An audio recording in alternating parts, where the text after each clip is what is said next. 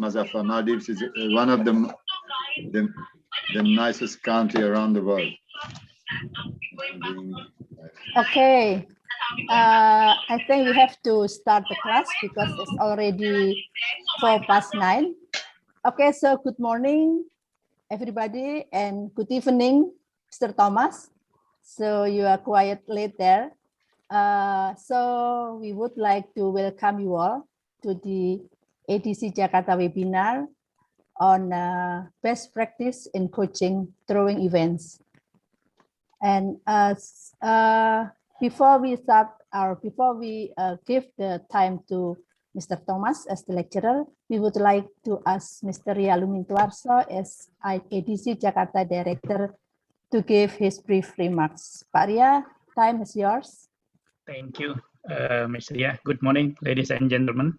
Welcome to ADC Jakarta program in the webinar, and special welcome to our lecturer, Mr. Thomas Zudi from the Paraguay.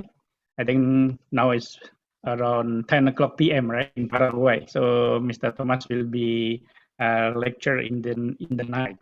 So not dancing in the night, but lecturing in the night. So this one is activities number 4 in ADC Jakarta. So we're happy to have you all here, all the throwing coaches in South and Southeast Asia. So I think we are very happy. Then we also need to inform you that we in ADC Jakarta not stay quiet in the situation in pandemic, but we try to do some activities in 2021.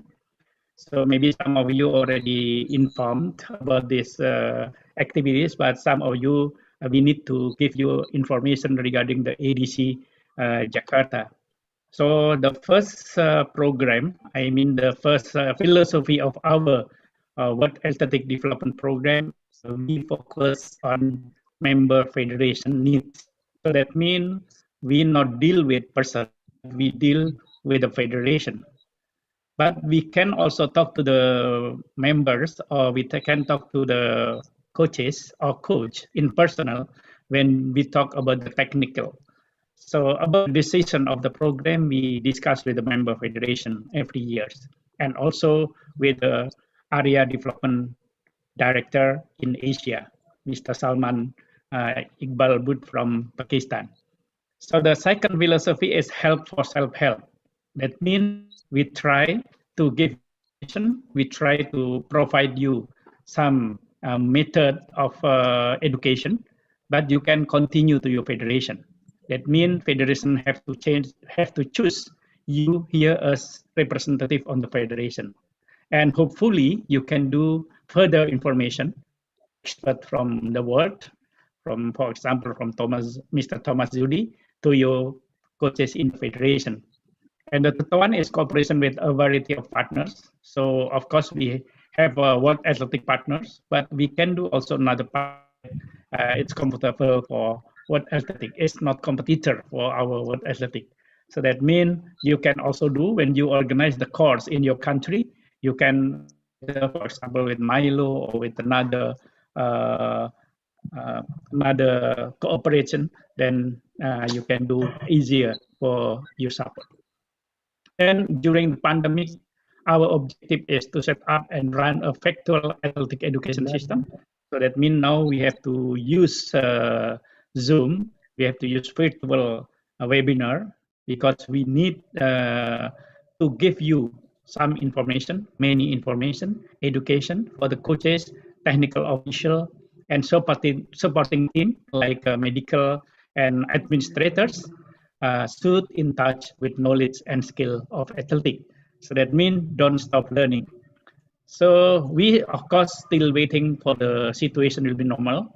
And some country already start with real education, real activities. Like in Indonesia, we did level 1 CECS.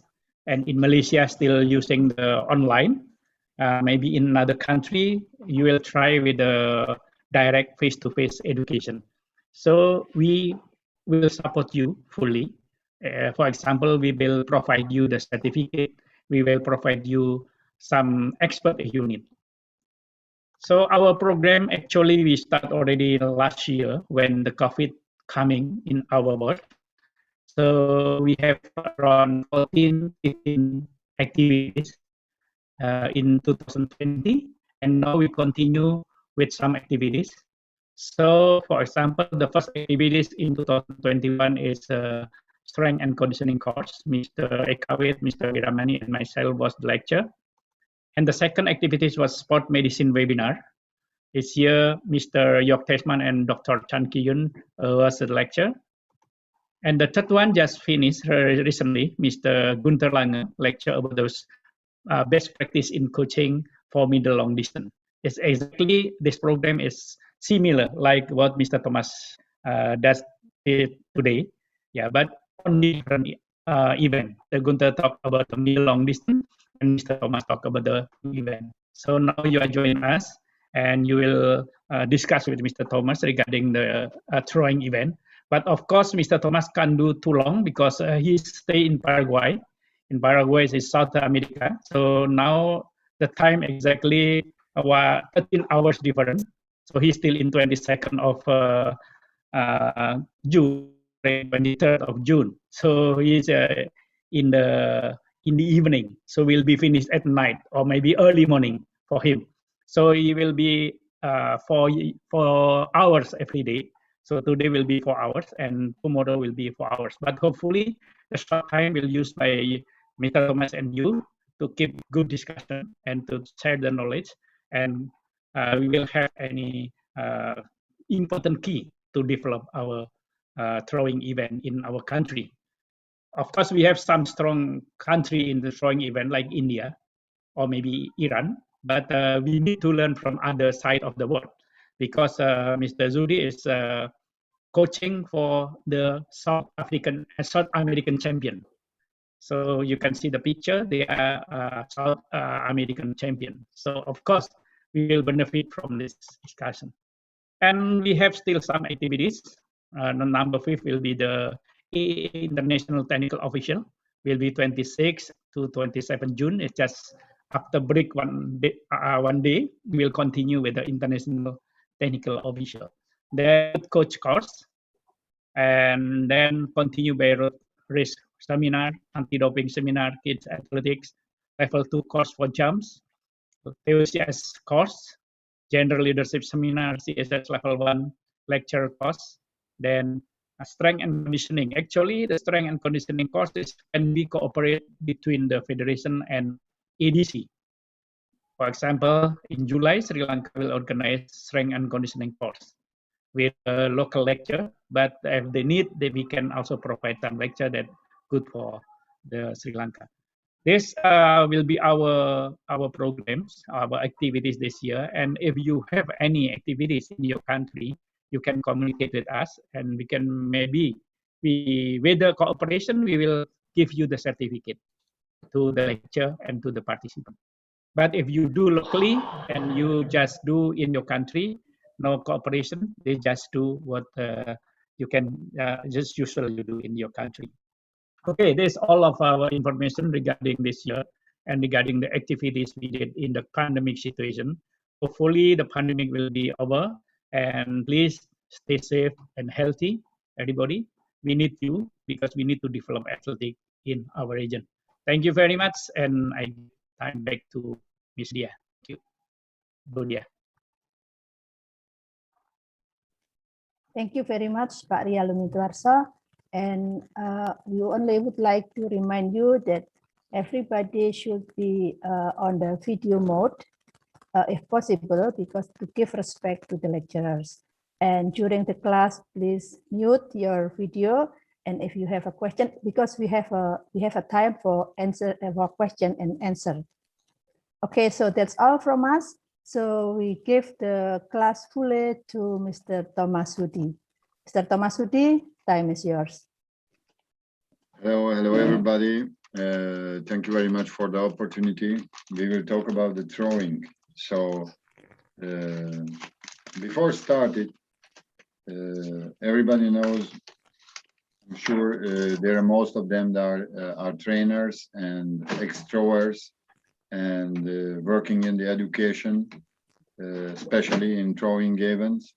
So the most important thing what we can to start, everybody must to know that throwing events not started in Olympic Games or World Championship or National Championship. The throwing events started when the history of human being started. Are you agree? If you can move Yes. with your hand, everybody know it. Let me share some photos.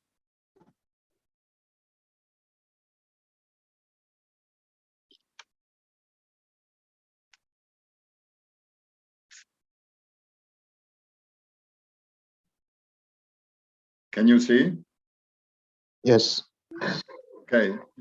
Here to left side, can we see a thrower? It's like a hammer thrower, throwing a piece of metal or a piece of something just to hand an animal. There are little kids throwing a ball. The other little kids just pointing a basket with another ball. So or natural movement, the throwing is the part of this. Remember that the human being must to run, must to jump, must to throw, just to hold on to live. He's living. This is the basic movement of the human being. So the throwing events coming with the natural movement of the humans. Okay, and as like normally the persons are very competitive, so they invent 4 different throws, and they using it in the athletics as like discus throwing, like shot put, javelin throwing, or hammer throw. On the very first picture in this left side, we can see it's like a hammer thrower. They just throwing to beat an animal and have a food in the future. So it was very hard in this time. I'm always talking the guys, these natural movements, how can we forget to teach in school? This is very basic. And there are a lot of schools the people are forget to teach what does it mean throwing, what does it mean jumping, what does it mean run. They just throwing a ball and let the guys playing. Okay, now we have to change it in the future, and that's why I'm here, and I will talk about, because I'm now living in South America and Paraguay, but I was born in Europe. I was born especially in Hungary. And I don't know what you know about Hungary, but you must know Hungary, it's very strong in sports. In all the sports, they are winning a lot of medals. But to know about this is the most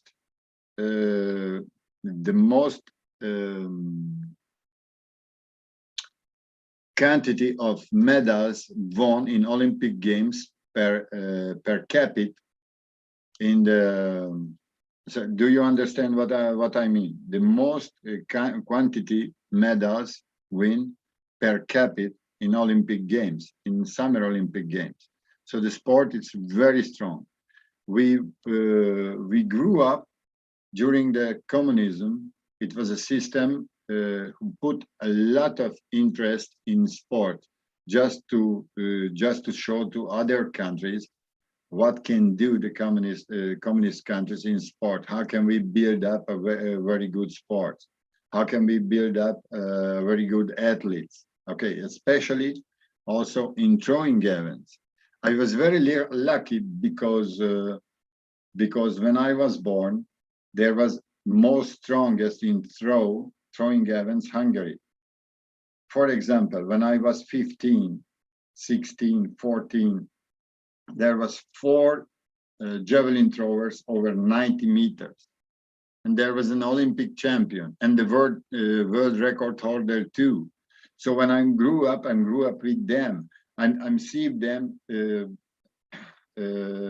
particularly just 1 meter, half meter. I just want to touch them because they was my idol.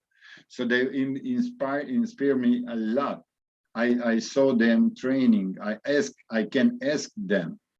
The communist countries organized always campaments, and these camps we share. We been together with the best sportsmen of our country. We've been together the best throwers. We've been together the best runners. If we were young, but they find the time to share with them, to be together, to talk with them, to ask them. So we grew up during this communism with the very best sportsmen. We grew up together. They talk to us. We can ask how they sleep, what food you eat, what can you do, how can I do, how can you do better. And also our trainers were very specific and very good knowledge. They has a lot of knowledges. Also, we have a lot of possibilities to get the better things, the better clothes, the better thrower implements, everything they give us. Why I need to tell to you this? Because in these conditions, it wasn't so. It was so easy to understand, to build up as like a sportsman, one people in this country. Do you understand what I'm talking? Everybody understanding? It was very easy to build up a good thrower. Why? Because we're living with the very best. Believe me, can you imagine it? What does it mean? 4 throwers over 90 meters in the same time.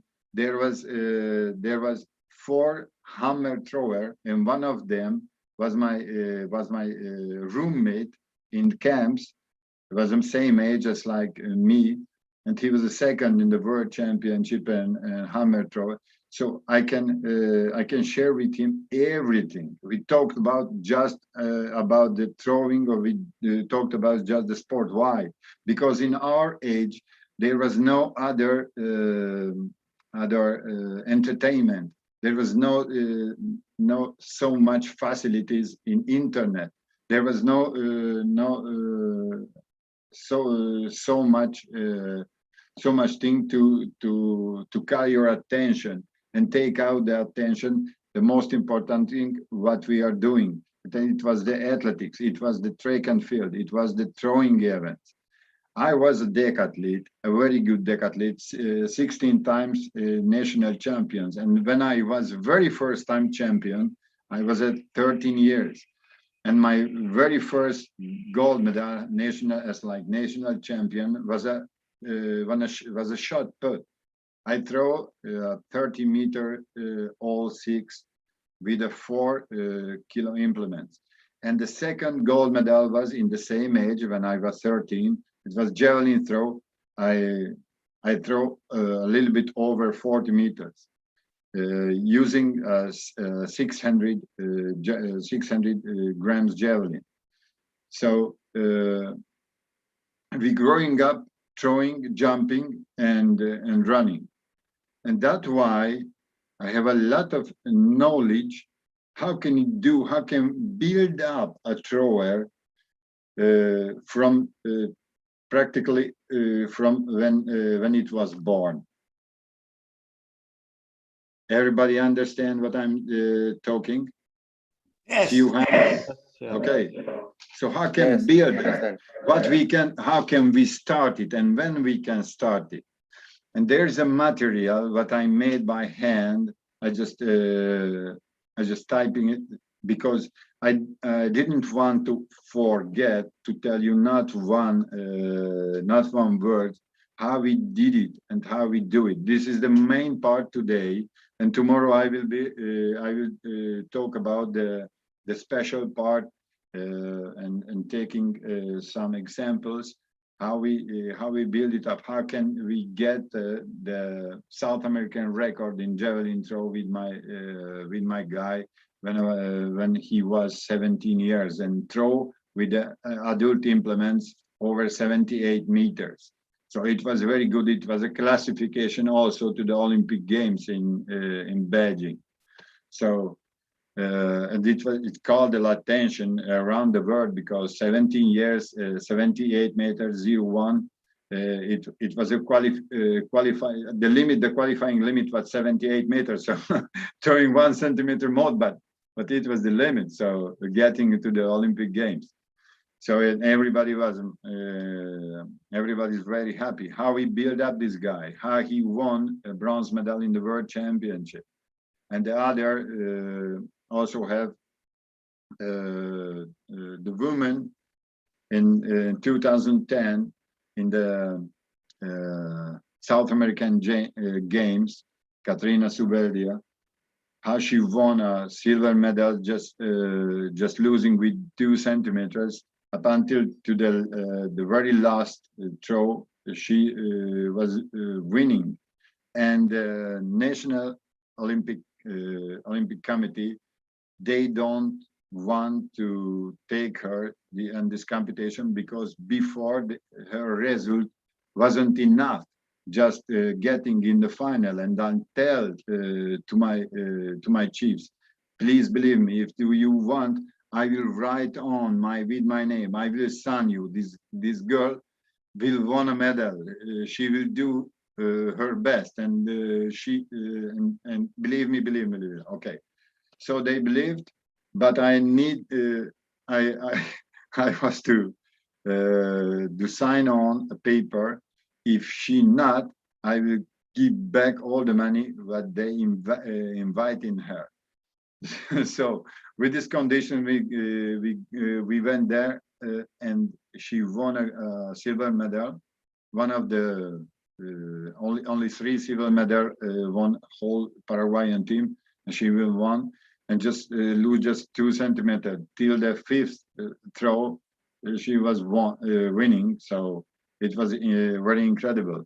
And only one medal, gold medal, who won for the whole Paraguayan teams was my thrower, not my thrower, my athlete, the athlete that I'm training in javelin throw. It was Victor Fatacha. He is on the photo on the screen of today's event. So I was born in Hungary, and I grew up, and the system, they make sportsmen. The whole system, the whole government works just to make the very best in sport. They to put in a lot of interest in primary school, even in kindergarten. They teach them how to move, how we can stand, how we can turn, how we can lift up, what is your left hand, what is your right hand. Because believe me, if you, the most of you very well know, there is a lot of fault in our system of teaching, because most of the people, they don't know exactly what is the left side, what is the right side. If you turn right, there are no coordination, there are no agilities. The most of them just sitting, watching TV or touching your telephone screen. So now the world is changing. That we have to stop, and we need to create another system. Okay. Also, it's very valid what I talking to you in throwing events. Not so easy. It was more easier 2 or 3 decades before to teach a guy. You know very well what I'm talking about. It was most easy to teach even a woman or a man what does it mean sport, what does it mean in throwing events. because they has more time, simply has more time. They don't using time just getting in and sharing in differences like Facebook, as like other system, and talking just about nothing with other persons. So it's very difficult, but we need to change that. Okay, let me go back to Hungary. And it's interesting, yes? Let me go back to Hungary. What happened in Hungary during my when I was young? Step by step, we starting every movement with perfection. How can we did it? There was a system. We need to build up a system.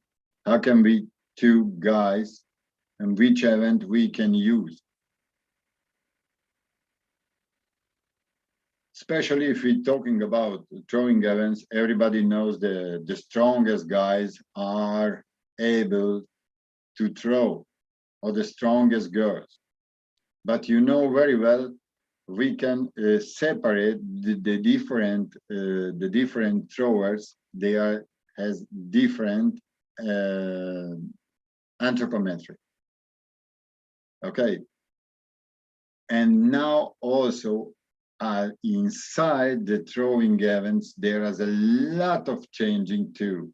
Look at especially shot put. I saw directly when Cruzier throw this 23 meters, over 23 meters, and when he threw that, just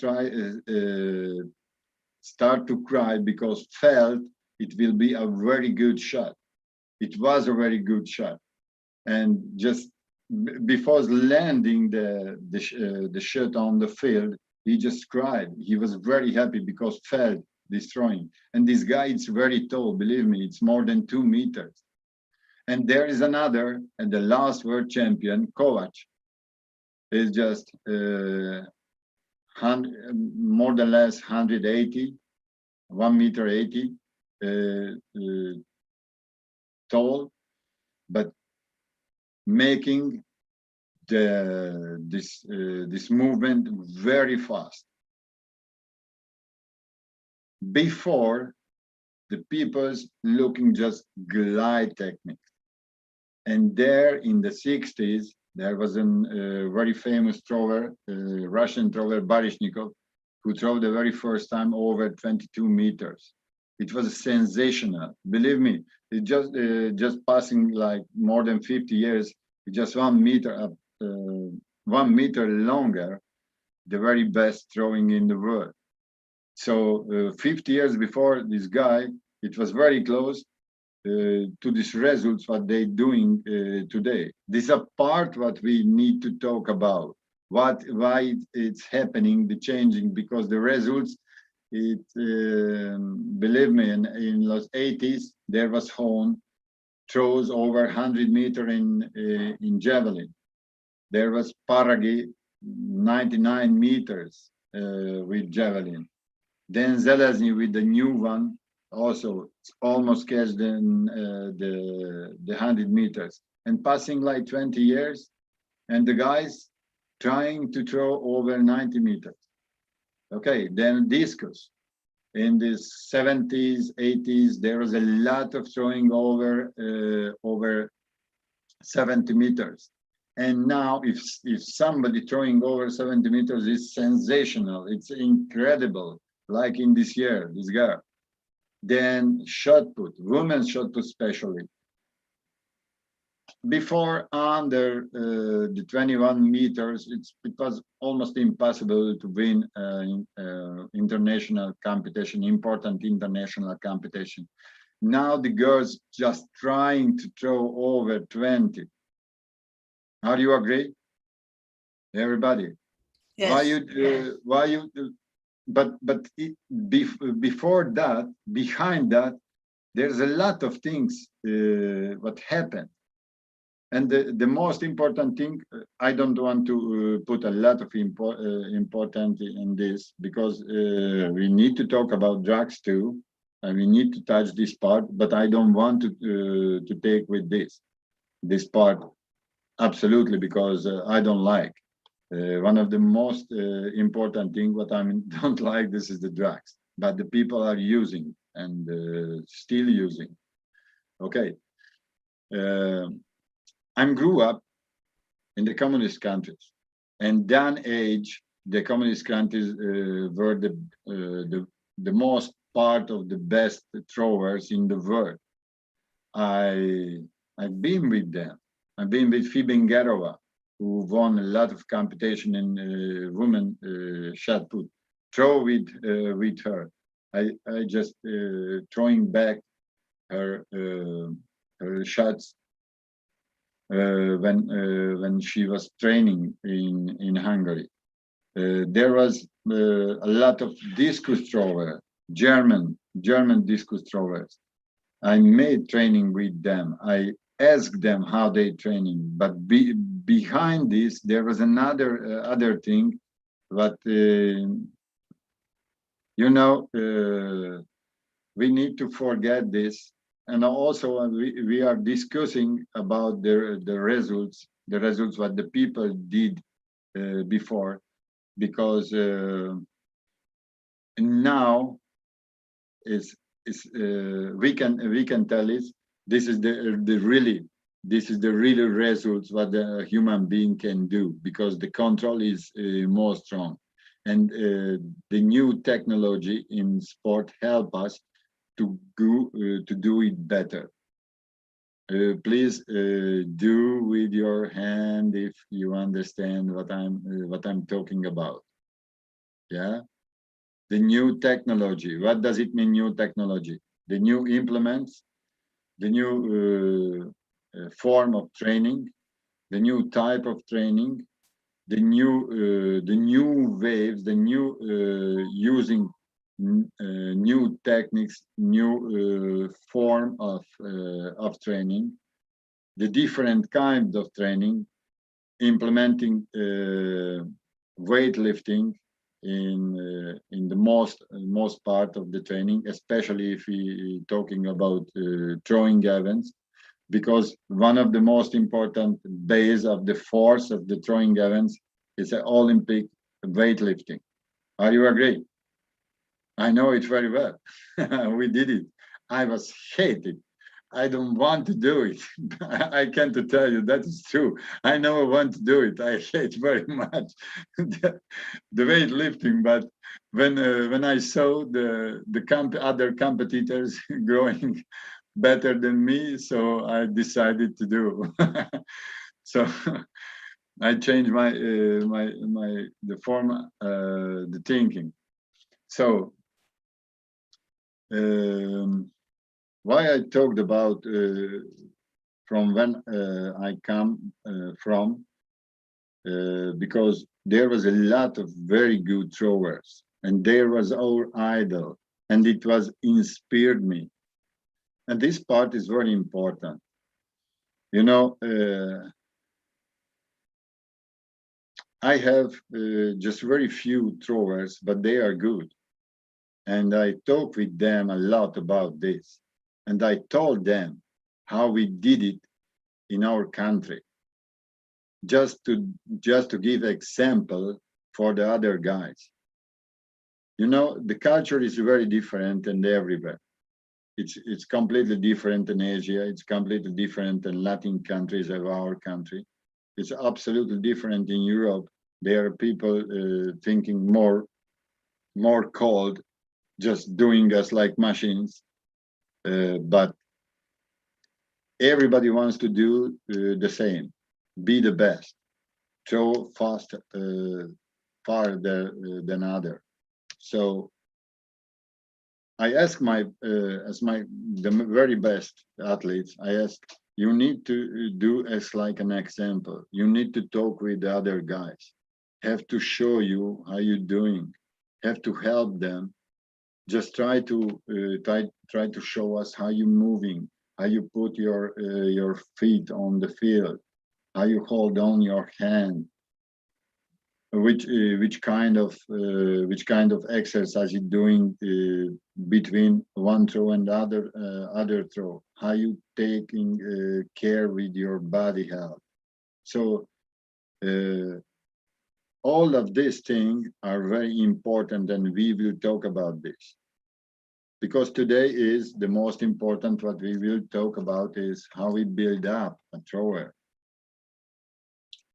And we have some slides what we can use. Can you see it? Common event principles. Not yet. Okay. Okay.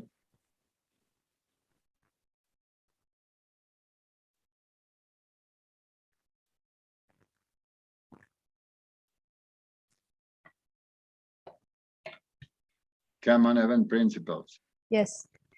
Yes. All right. Okay, you can see that. It's coming. Okay. Let me talk about the very first time. Let me go back with the slides. There are 4 different throwing events what we're using in athletics, especially discus throwing. That's like a symbol in the Athens Olympic Games or the Greek sports, disco bolo. The second one is the shot put, javelin, and hammer throw. Can you see? Can you make Yeah. bigger, Mas? Yes, Can you make- Yes. Okay. Yes. Okay. Okay. Yeah. So, what is the very first thing what we need to talk about? The type of the athlete what we are using for throwing events. Before, the people said, let's use a big guy, a big strong guy, or a fat guy, because he will throw very good. Okay. And what they start to throw very first? They throwing shot put, then they throwing javelin, and they find out it's not so important to be so big. It's most important to be strong. Then they find out it's not just to be big and strong. It must be fast. So then we realize if somebody is sufficient big, if it's strong and have a good speed, it will be a good thrower. Yeah. So that is the base. Okay, and how can we tube them? How can we find a throwers? Okay, we have a very good slides from the World Athletic Common Event principles, but we will use it after when we talked about how can we find this guy. Can I start with this? How can we find a guys? It's not very boring just looking my face and listening me. It's not very boring, because what I'm talking it's most important. My face I can change, but what I'm talking, this is the most important thing. Okay. So there are different developing stages when we developing a really thrower. Okay, this stage, far from begin disjointed their structure, maintain the basis of the methodological principle of sport training, which present us working with children and adolescents as like a pyramid. The base of which general basic development is work and its peak high sports specialization. So we build up and we need to find out the youngs. We start to work with young athletes. This was an example how the communist art works. They started it at very low level in the very first ages. It's starting at the 6 to 12 ages. The world athletic has a system how we need to teach, which is there are 5 different age stages, and also the teaching stages, how we build up an athlete.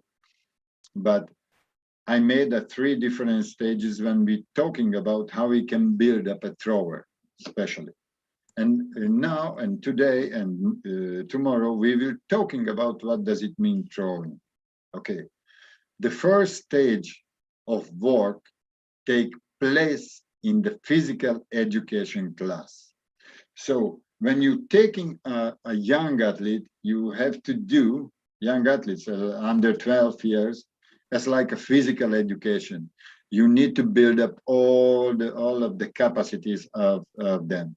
But you can to see this guy, because you know very well his father, his mother, they are tall. He was a thrower. He was a strong man. He was an athlete. He was a guy who made weightlifting. Maybe you can know from where this guy or this girl coming. Do you understand what I mean? Yes.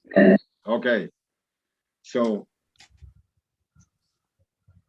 in this primary school, under 12 years, we developing skills and abilities as their content should be focused on developing a broad motor experience based on the technical principles of various movement of various sports, especially various athletic disciplines.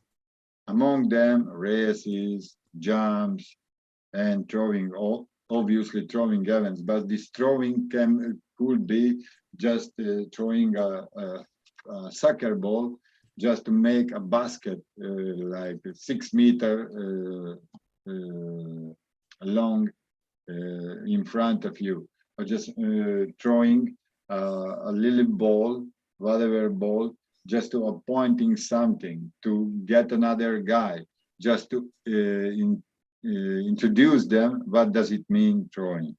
The physical education teacher could be you and me. They're charging acquisition of strong dynamic stereotypes and the development of basic motor skills. You can know very well whose guys you can choose just for throwing events. You can see that this guy is strong, he is tall, he is fast, throwing well, have a good abilities in the joints. So you can check it out and still checking during when he's growing up. Okay, the most important thing is just build up all the abilities what you can. The second stage is teaching the throws, the sports area. The word that they also say okay, between 12 and 16 years. There is one of the most important stages. We build up multiple events training. We making a multiple events training, but inside of this, for example, we can build up a different combined events competitions. That's like if somebody is sufficiently strong, maybe making 4 different events, and the 4 different events there is 1 jump, 1 running, and 2 throwing, or changing it, or all of 4 is throwing. Maybe can we do it? We can make a compete the guys without depression. It's like a competition. It's like just playing them. The second stage is very important. Is the selection of the future throwers.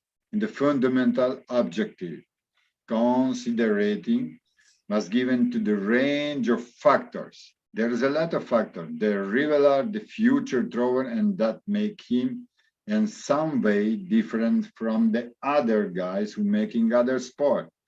The selected athletes. Some of these factors are, for example, which factor can make them different? Development in accordance, their biological age.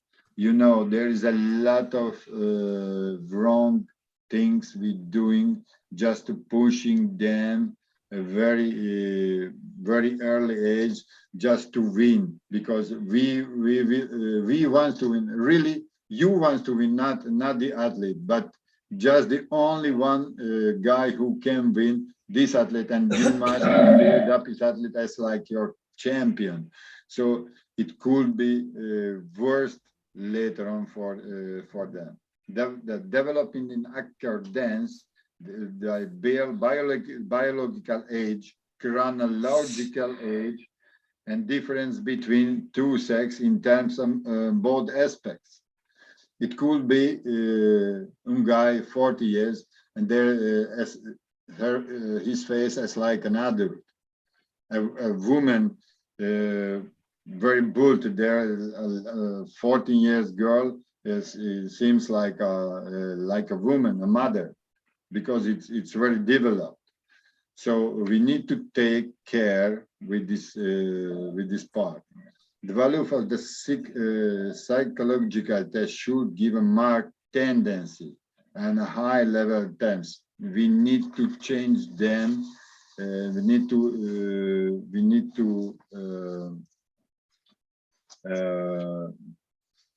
control them during the developing. Okay. How we develop a thrower? The highly competitive sport requires a very methodological planning on the part of coaches and specialists.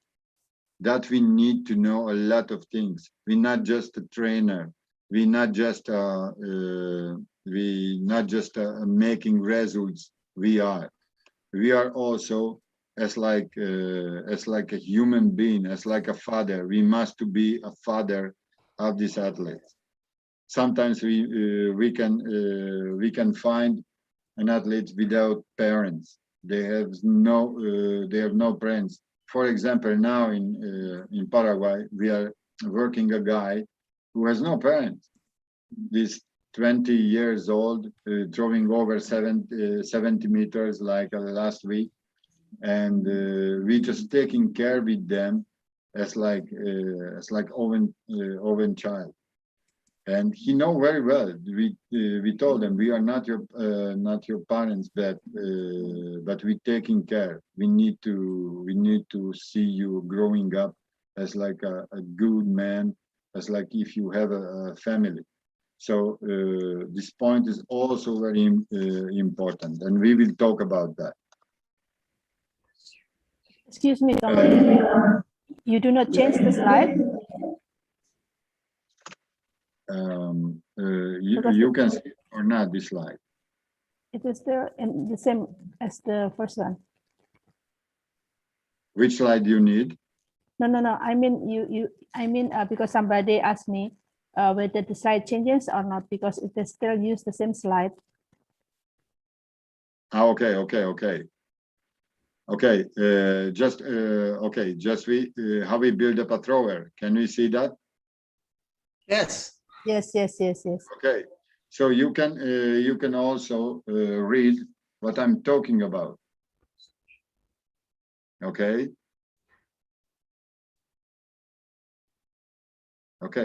So we will talk about these parties, and also we talk about what does it mean, and different. Just I want to build up a base. How can we choose a guy? How can we choose a thrower? So there are three different parts. The very low part is between 12 years, but you can choose it. This guy could be a thrower. Then the other part, the build up, the 12, between 12 and 16 years, and then we start the specialized part. But how can we start? There are 4 different events and throwing, and they are throws, rotational throws. In the left side we can see, and they are linear throws. And this rotational throws we're using in 3 different events, as like discus throwing, shot put, and hammer, and the glide technique or linear technique we're using in javelin throw and shot put.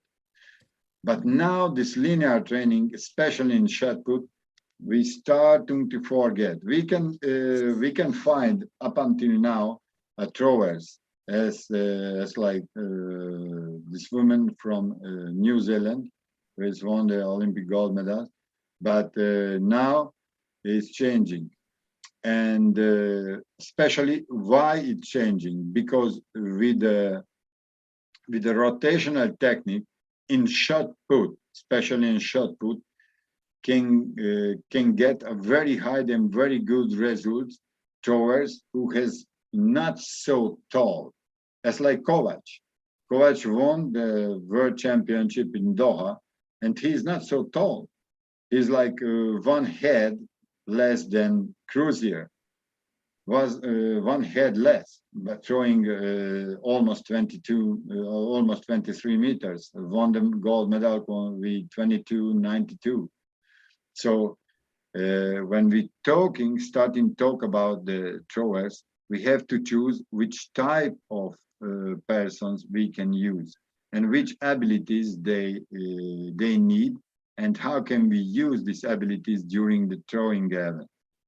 Okay, so common principles, basic biomechanics. Okay. The distance an implement travels when throws depends on the following, and you can very well knowing. The angle of release are different. It's more higher, and the difference throwing, the height of release, speed of release, and the aerodynamic factors. It's completely different in shot put.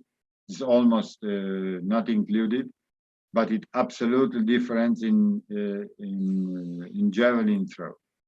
So when we're talking about throwing, these 4 different events, in, for example, just in shot put, almost doesn't matter the aerodynamic factor, but it's very important in discus throw and very important in javelin throw.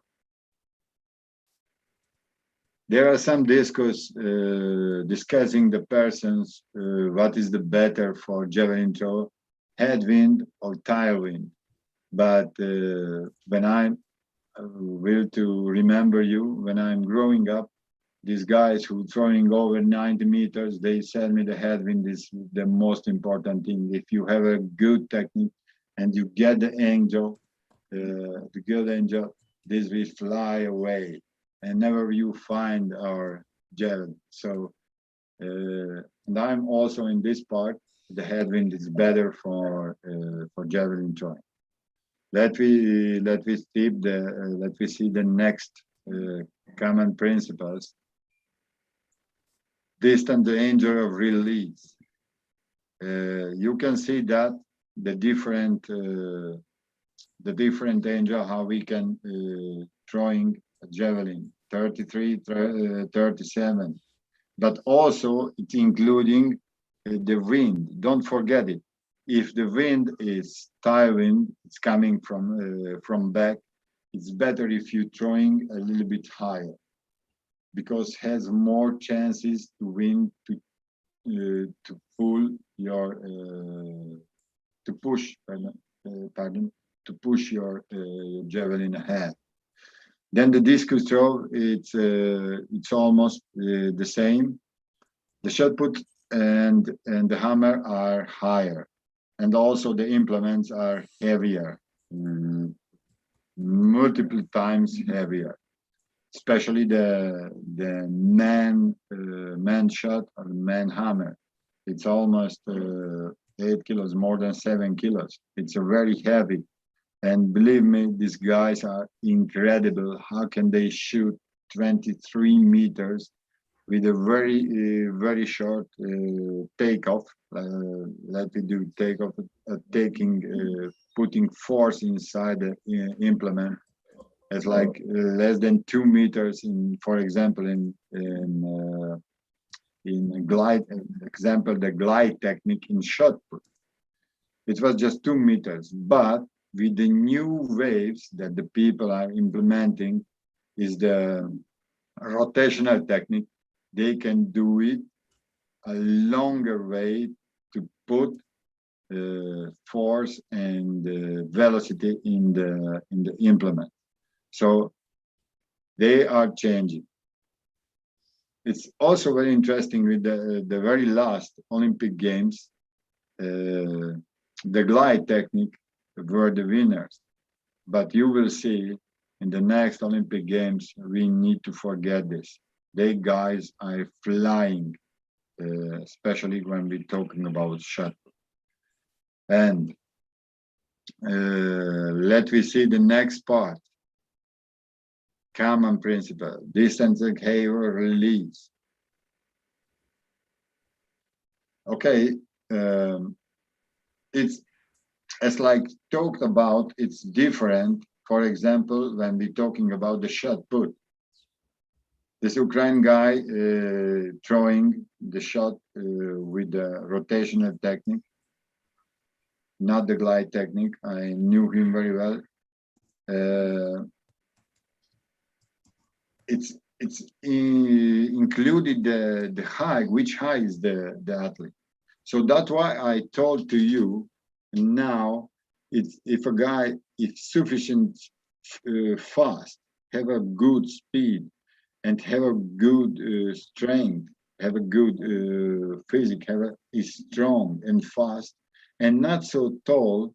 So it's better if he trying or the woman trying to do the rotational technique, because inside the rotational technique there is a lot of opportunity to release a good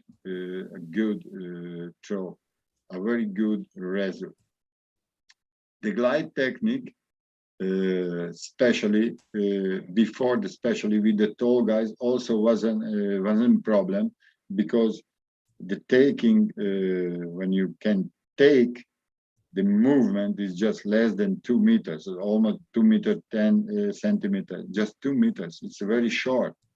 So with the rotational technique, you can do it.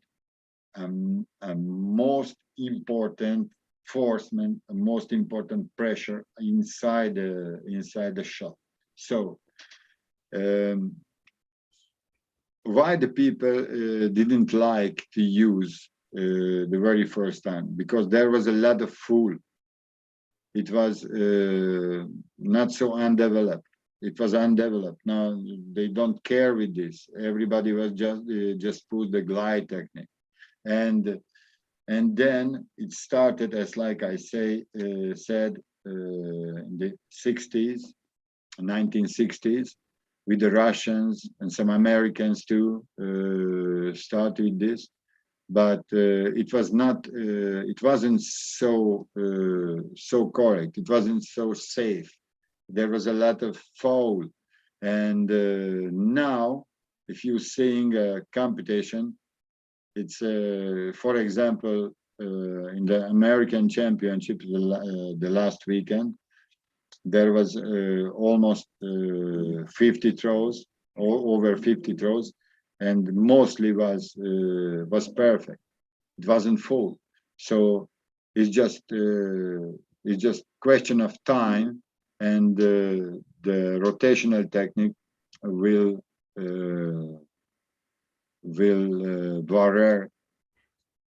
take out the glide technique.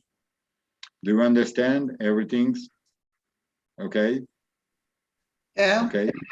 So now in shot put especially, the rotational technique is taking everything. Most of them just starting, even very early age, they started with the rotational technique. It's almost they don't use the glide technique because know very well the favor of the rotational technique. Okay, let me see the other distance and speed of relays. When I was in Korea, and Mr. Ria was my teacher, it was very interesting when they teach us about how we can discover and different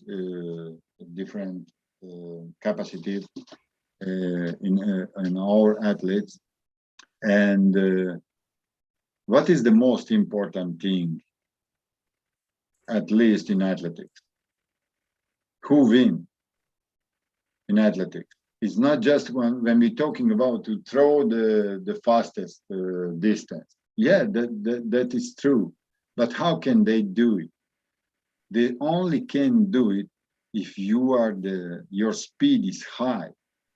It's even we talking about the marathon. Who won? Who will win in marathon? The fastest. Always win the fastest. Not just in 100 meter we're talking about, 150 meter steeplechase. Always winning the fastest guy. And the speed then is one of the most important part of any sport in athletics. But it's very important, especially in throwing events. Very important. The distance is absolutely depending the speed of the implements. How you doing? How you releasing this throwing? The throwers aim to maximize. That's like you can see on the slide. The throwers aim to maximize speed of release, but at the same time keep angles of release within normal range, and therefore minimizing the effect of aerodynamic factors. So there's a lot of things we need to take care. But you, if you have sufficient strong, have a good technique, and you are fast, you will be doing well. Okay, there's a lot of things what we need to work. It's like the weight of the sex, the weight of the athlete. Okay, let me take that.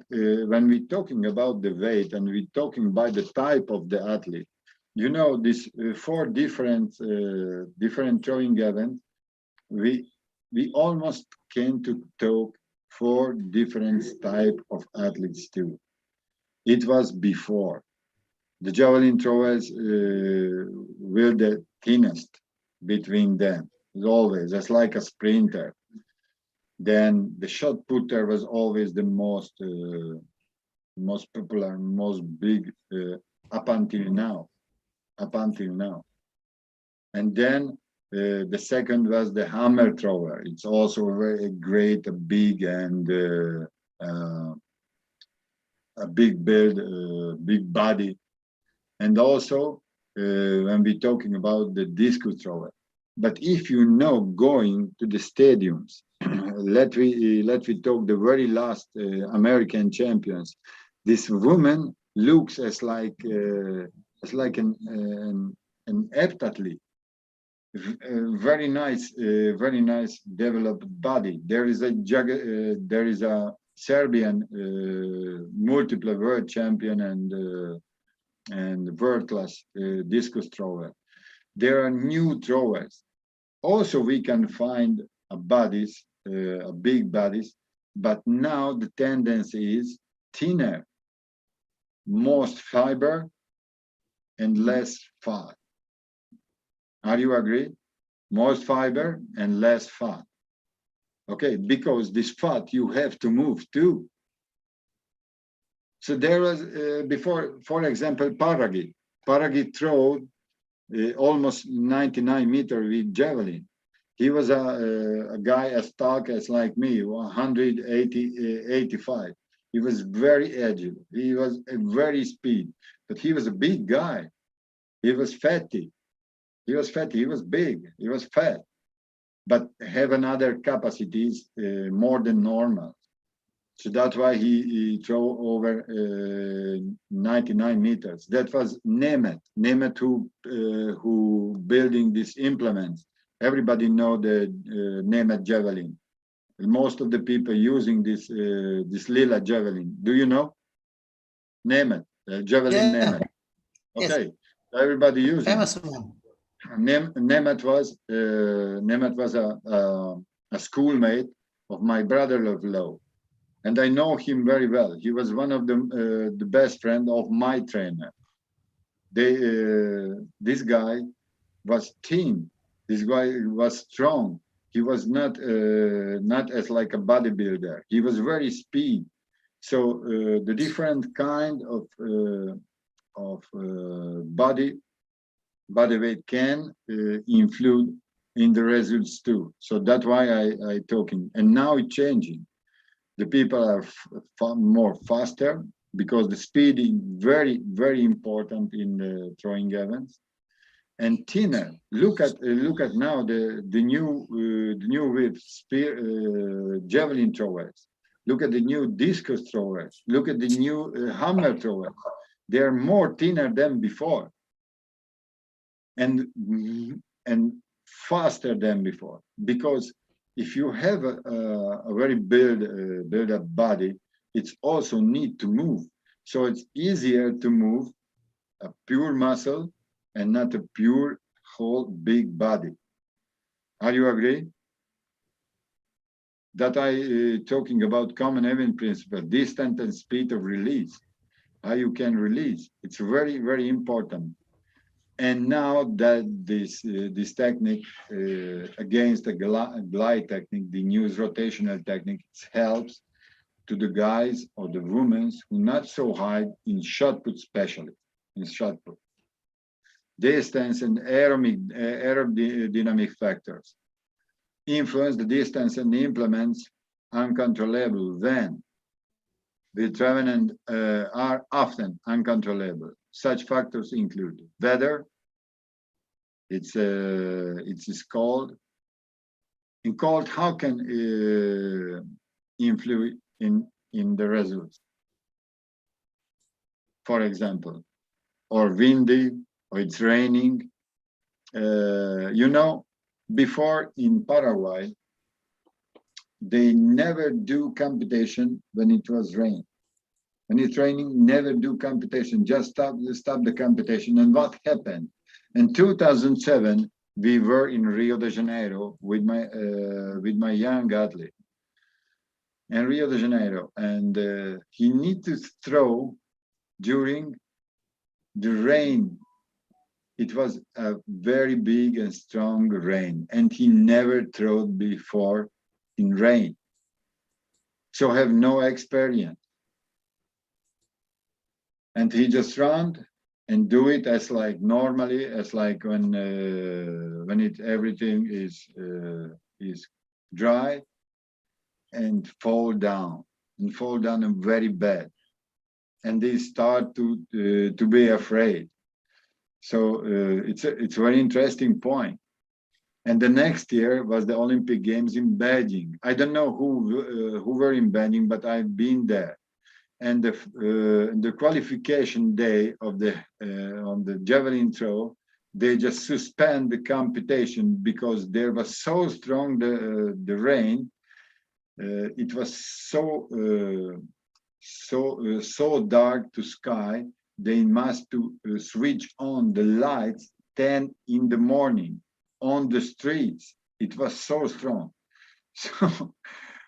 So my athlete just prepare to throw, and they start to compete. Before him, destroyed the very first in the world in this time, the American champion and world lead over 90 meters and just fall down. Just fall down. Then was Abalakov, the Russian world champion, just fall down. And then my guy took the throw. And you can imagine what happened. They just running as like a crazy guy who are afraid, just don't want to fall down. So that's why it's very important to make trainings and computation also in different weather and different weather. That's like windy, headwind, tailwind. They need to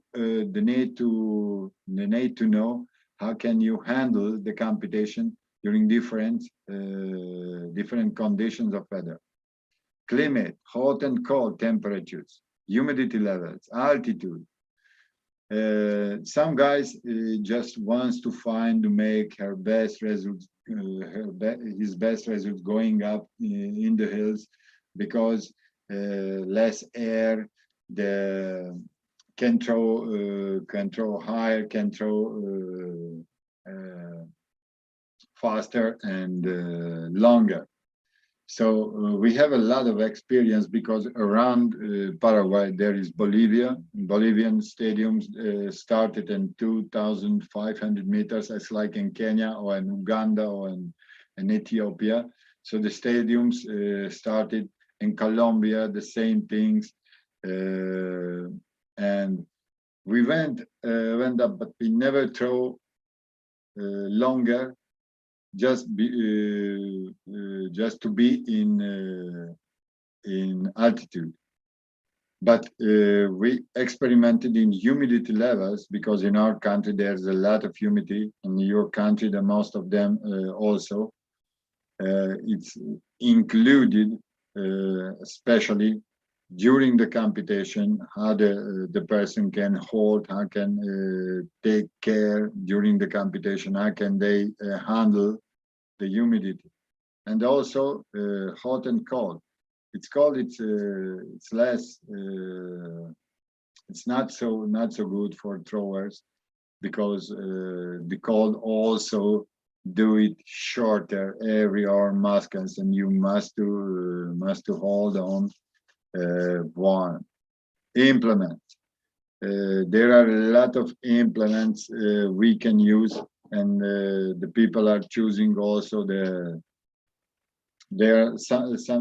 somebody has a Kabbalah. I don't know. Do you understand what it means? I just want to draw these implements, and I just want to draw with this color.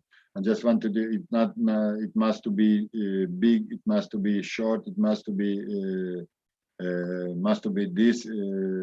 this type. I need to draw with Sandvik. I need to draw with Nemeth.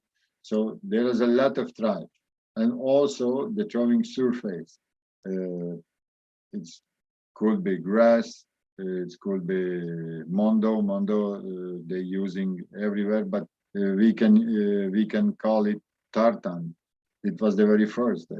There are playgrounds, everything they're using. It's very interesting. I've been a lot of times in the United States and multiple events. They also using as like grass. Australia, they're using grass, not just throwing events, using for running events too.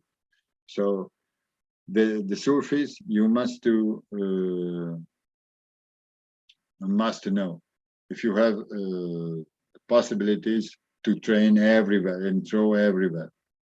Okay, common event principles. Let me do the same. Biomechanical principles. Apply forces in direction you want to object to travel. What does it mean? Sorry, I need to take some coffee. It's getting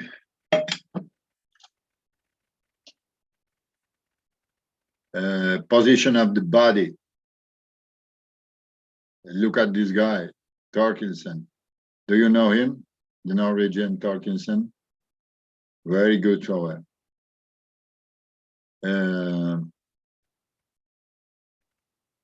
It's depending sometimes on the type of the body too, but mostly it's most important the technique.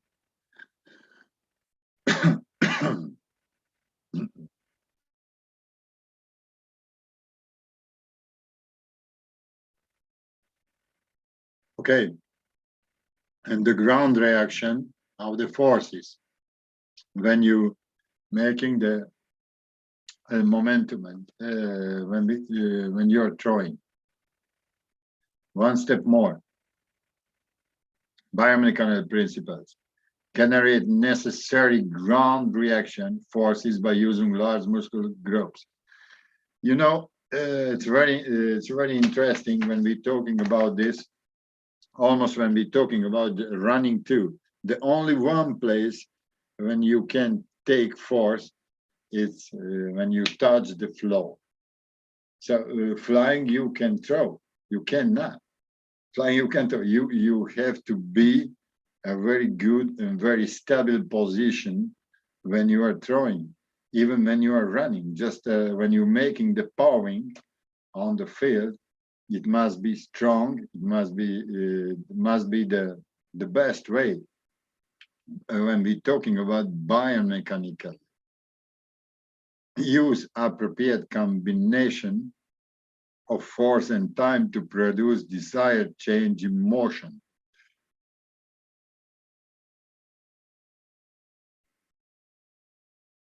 So the position, the biomechanical principles, when we're talking about biomechanical principles, we're talking about position. When you improving the most power in the implements, and how can we do it with our muscles? And this muscle must be on the exact position when you can use it to throw the implements the far away. Next step. Also the part of biomechanical principles, when projecting ourselves or other objects, use a large number of joints in sections from large to small. Okay, what we talking about this? We're talking about all these stuffs. We're preparing, making a position to involve all these muscles, all these joints who help us to throw the best and the fastest way the implements and get the best result in our event.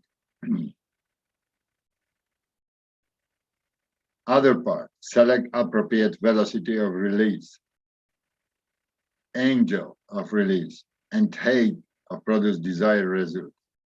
Okay. As in the very first part we saw, the speed is one of the most important, but some technique as like this heptathlete, because she is one of the heptathletes, the thrower. This heptathlete throwing the javelin, it's very important how you release this throwing, because if you want to do it very fast and your technique and your position it's not correct, you can throw as fast as possible, but your implements will fly just a few meters. Especially in combined events, we can see that, and I saw a lot of time because I have a very good heptathlete. She's a South American champion, also a second place in Pan American Championship. So I was a decathlete, so I saw a lot of multiple events athletes throwing unwell about just because they want to do it with a high technique and doesn't select the appropriate velocity. And also the angle of the throwing They just go down with the last part of the implements, especially in javelin. We can see it a lot of errors. Okay. Other biomechanical principle stability is increased by increasing the area of the base of support, moving the center of gravity towards an expected perturbing force and lowering the center of gravity. So especially in shot put, but also we can talk when we talking about in hammer throw. Absolutely, the position is when you where is the center of gravity? How you moving? Are you perturbing the force in the implements? It's more than important. Okay, it's completely different and glide technique. It's completely different when we are applying a rotational technique. The product's rotation uplift forced away from the axis of rotation. This is the axis of rotation. Increase the rate of rotation by the redistributing the mass close to the axis of rotation. We are redistributing the mass, trying to apply more speed with the turns of the body. Do you understand what I mean? You catch it or not? Yes. Of course. Okay. Okay. Okay. So the glide technique, what we've seen, it's needed different movement, absolutely different the movement. If we need a different center of gravity, as like a rotational technique. Okay. Absolutely different also when we are talking about the hammer throw. Optimized velocity of an object by a suitable combination of rate of rotation and distance of object from the axis of rotation. This is the one of the most important difference that the distance from the center of the rotation. Yes. I think somebody wants to ask something. Okay. Okay. Other, in general terms, let we talk about once more. All throwers aim to do same thing. Produce speed. This is the most important. Produce speed. It transferred that speed to the implement. By how? The conditioning is very, very important to produce speed. Technique, what does it mean conditioning to produce speed? Have a sufficient strength. Technique, to use the speed. Mental preparation, we will take apart and we will talk about the mental preparation. It's also very, very important to control the speed. That's why we touched just a couple of minutes before. The mental preparation, it must be when we're talking about technique also. Conditioning, the basing of this condition, basic a technique, and the technique condition, basic of mental preparation. Because the technique is how you're moving, and you need to learn that. It's absolutely mental. You must to learn, and this is mental, this technique. Okay, and how you can release this technique if you have a condition. Which condition? Have you have sufficient flexibility? Have sufficient condition? Have sufficient force? Your joint are prepared. Your muscles are prepared. Okay, so these are working together. But the part of this, in general terms, one thing is very important. The speed, okay, and other three working together and causing a speed. Are you agree? These three together causing this speed, and absolutely important, the transfer that speed in the implement. Are you agree what I mean? So in general terms, our throwers aim to the same thing, but on this tree, this is the base, conditioning, the force, the as tall as woman or man, the technique, which is basically a mental preparation. This tree is the base of the speed what you can produce and transfer to the implement. Okay, basic technical principles. Also very, very important. Throwers need to apply the following technical principles.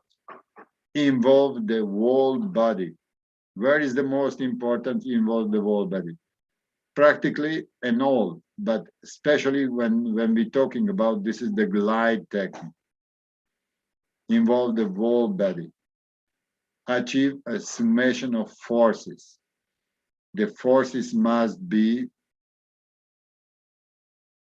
on the way of the implement.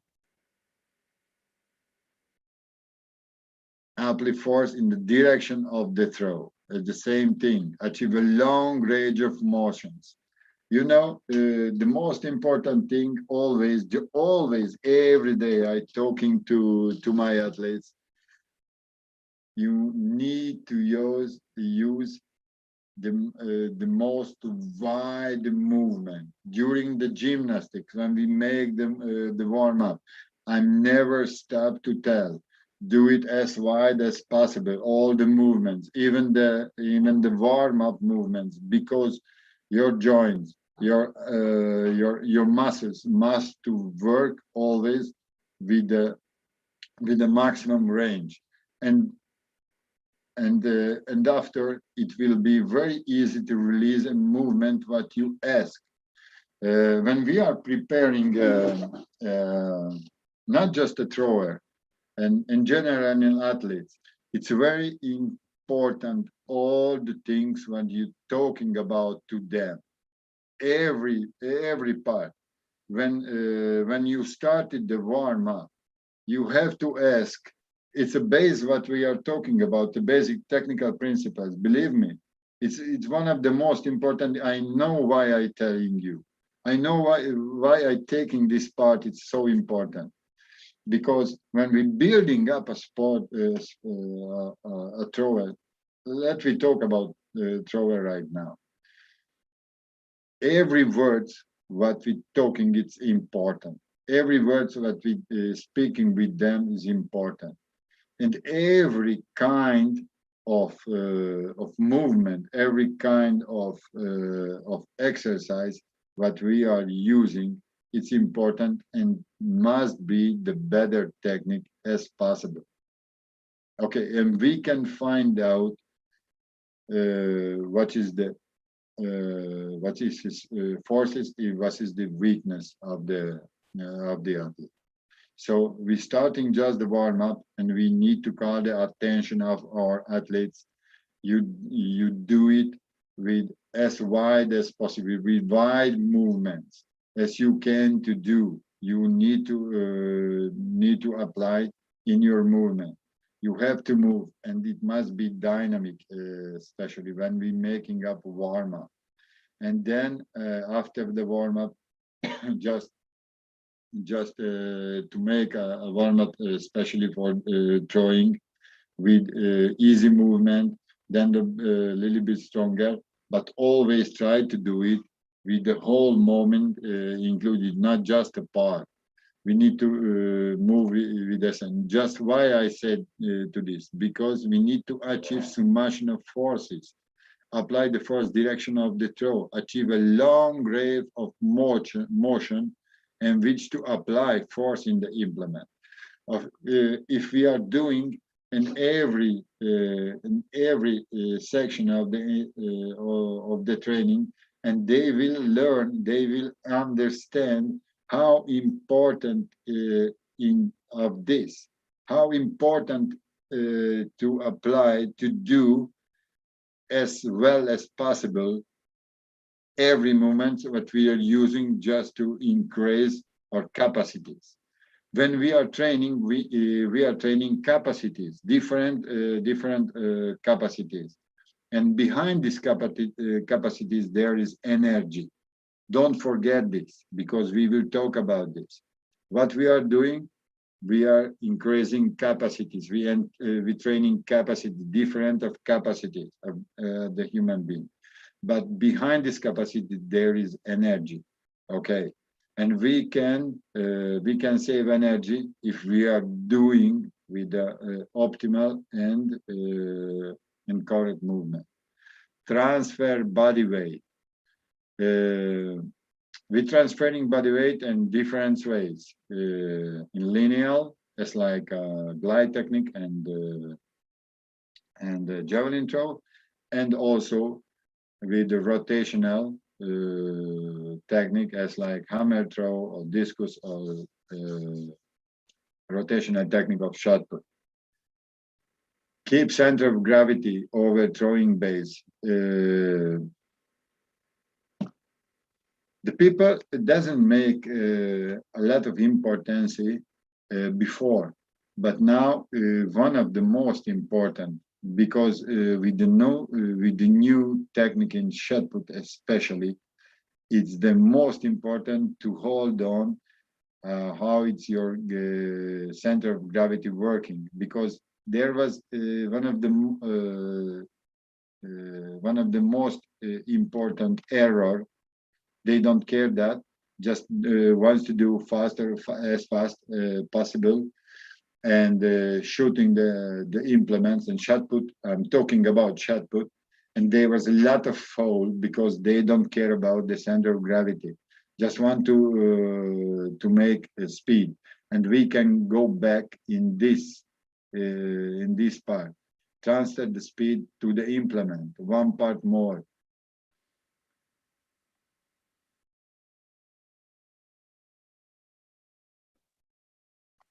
When we talked about, just let me find. Okay, apply the forces in direction you want object to travel.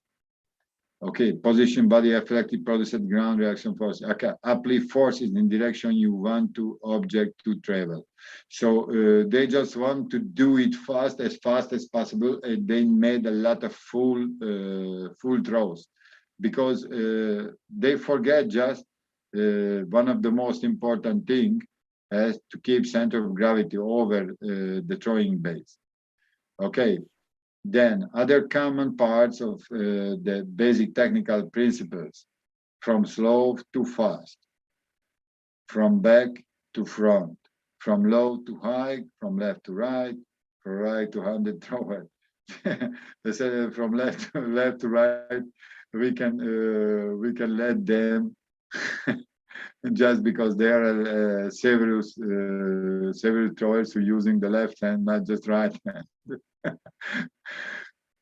Okay, but most of them they're using left to right. Okay, technical phases of throws: preparation, when we building momentum; delivering, the recovery. The four different events is the same. There are no difference. So just the positions are different. So very different. Then preparation phase, when you're taking the position just to start the movement. There are also different grips when we're talking about especially shot put.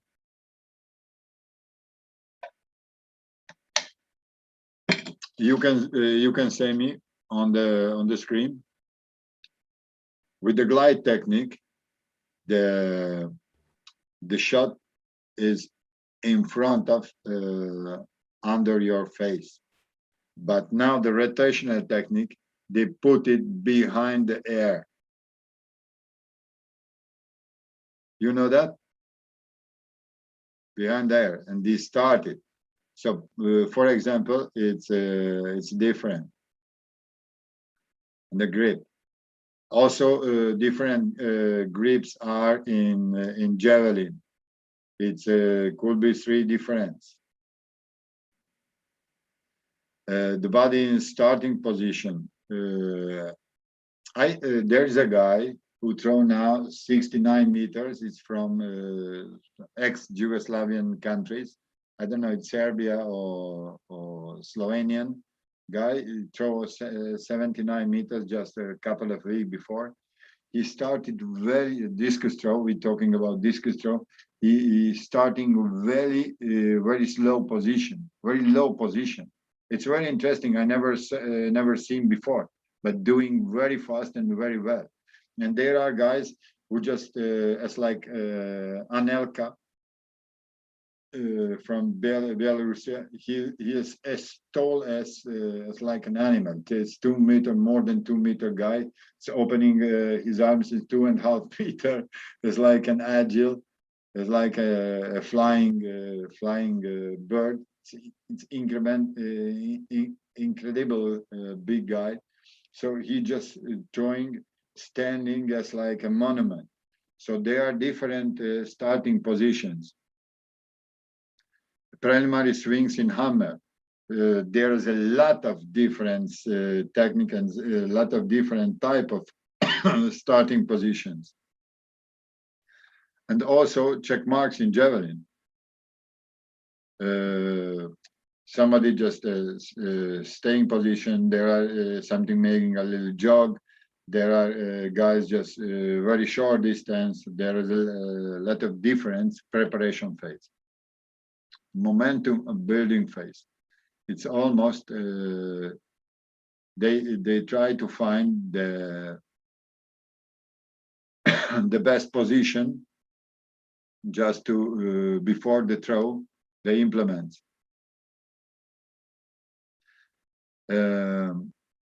As like we can read, the thrower then overtakes implement by throwing legs ahead of the upper body. Input, stride, javelin, the glide in shot put, the discus rotational, shot put turn, hammer turns. So momentum building, we build up in different way and different events. But the most important thing always to find the best the best position and find the highest speed just to the better position to increase to highest speed on the implement. Okay, features of the momentum building phase. Progressive acceleration to optimal speed. That we talked a couple of minutes before. It's very important to take control how we're moving, but we must do it as fast as possible. It must be well balanced. Long range of movements. Just we finished to talk about. I'm starting with the warm up, talking about the long range movement. Must be a good rhythm. Left leg drives off the ground. Right knee and leg drive ahead of that. If we're talking about a right hand thrower, especially right now, a right hand thrower, javelin thrower. Overtake the implement of body. Left shoulder and arms stay closed. You know, left arm stay closed. Do you know her? Who you know her? Katrina Kluft, the Swiss, who made over the 7,000 points. She's not a javelin thrower. She's a heptathlete, but throw very well in javelin too. But we can release this in this image. You can see my cursor. Okay. How she can moving with her arm, where is her shoulder. This is one of the most important positions when we're talking about the javelin thrower. The shoulder must be as close as possible to your menton, your face.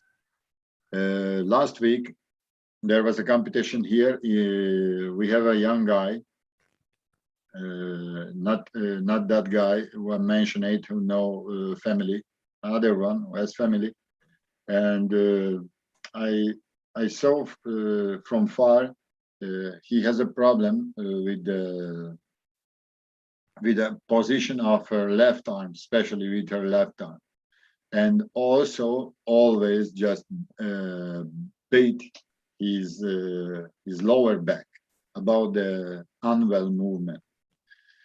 And I called him and told, please, your left shoulder and arm, stay closed, please. And the very next throwing, he applied it and do like 10-meter longer throw, like the very best of him.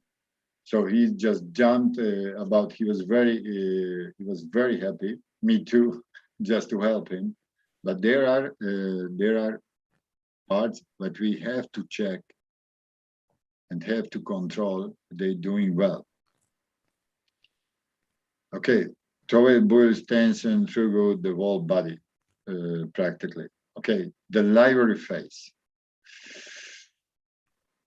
This part, as like the other ones, is very, very important. From the active landing of the right and left feet, when we are talking about this part, okay, or this part. Or also we're talking about in javelin throw, your two legs, but very separated on the ground. The thrower applies force to implement through the whole body into the point, center of gravity, of the implement on the throwing line towards the trajectory. So that is what we are looking for. We need to find the best way to apply our force and speed in the better way. And this position, we're talking about the throwing position on the implement. Okay, so the position of our feet, our legs, our feet on the field, it's more than important. Okay, future of the delivery phase. Reactive right foot, pivoting action with the fast left foot horizontal speed. Landing to maintain horizontal speed. Body weight is transferred to the left foot. We are always talking about the right hand throwers. Upper body weights in a closed position. Why I need to tell you? Because there's a lot of people who throwing with left hand. So we can use it generally as like the horizontal speed, the transfer, the left side, right side. So you need to handle this. Body remaining on the throwing position, building tension in the left side or right side. Strong left side block or right side block. Right hip turns to face the direction of the throw. Left arm and shoulder open as late as possible. Correct arm throwing action. So there's a lot of things that we need to handle. The step by step. You know, there are the most of the trainers, and I did the same action, and it was very unwell. In competition, especially, we wants to make a lot of correction in the same time, and they can't handle that. Look at how many parts we have to handle just when we talking about the delivery phase. 1, 2, 3, 4, 5, 6, 7, 8, 9, 10. It's just one phase of the throwing, and which is the most important. You have to choose when they doing 3 or 4 bad. You need to decide what is the most important change, or what they need to change, what he need to change or she need to change in the action and can help you to get a better result. Do you understand what I mean? When you see they have several falls, for example, in delivery phase, the hand is not so high, the hip doesn't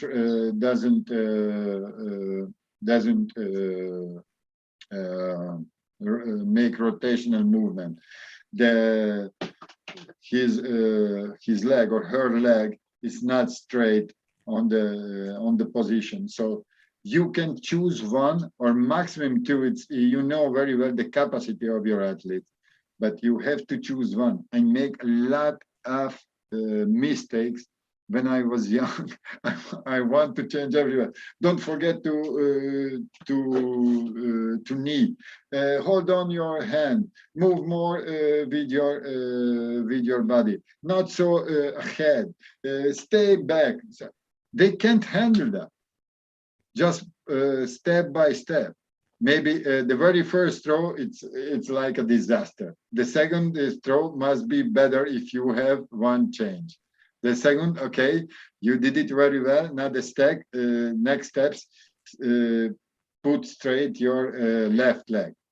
And believe me, in one competition, you can help build up a thrower. And we obviously we're talking about a young one. But there are a lot of things that you need to handle and check it out. And now the technology can help us. Before it was indispensable if you have a tape and you can show it to your athlete. This is the movement that you have to change. But now we can do it. Even we can use a cell phone. We can use a different type of, and we can show to the athlete. Obviously, they depending the level of them, they can understand or not.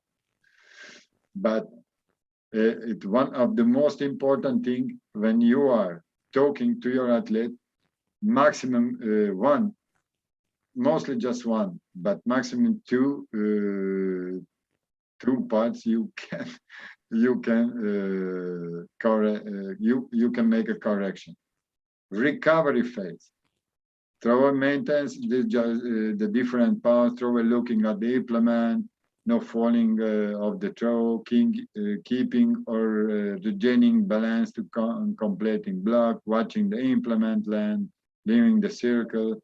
We need to teach all of this part. It's very interesting. A couple of years before, I invite a man who has a bank. Just invite them because we need a sponsor to our team. And the sponsor, there was Victor Fatacha, this javelin thrower, and our team was other two girls, javelin thrower girls, also the heptathlete. And what they are doing? They are doing javelin throw. That's it. That's it. It's so simple. Just taking this metal and throwing. It's not so complete. And I taught him, believe me, javelin throw. This is one of the most complete movement in athletics. With hurdles and pole vault. Javelin, it looks easy, but it isn't. It's very, very difficult. It's so complete, this movement. And I take him and, okay, take this javelin and try and do it. And then you realize it's not so easy to throw javelin. Yeah. It's almost, oh, I break my back, I break my shoulder, I break my leg, I break everything. And that's why that we need to show something, because it's just one thing to see out and it's another thing to do and make this thing. So, okay, we left this recovery phrase, and And we finish this this part. What does it mean? Common even principles. So we can make a break of 5 minutes. Yes, sure. Okay. If somebody have some questions, so let me make a little zoom. The very first time talk about where I came from, how I build up my knowledge, and I was very happy, and I was very lucky to live there, because there was a lot of opportunity to work and share with the very high level athletes. There was athletes almost 70-meter and discus throw, the Hungarian hammer throwers.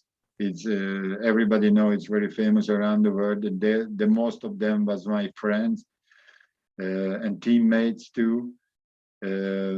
Also the javelin throwers.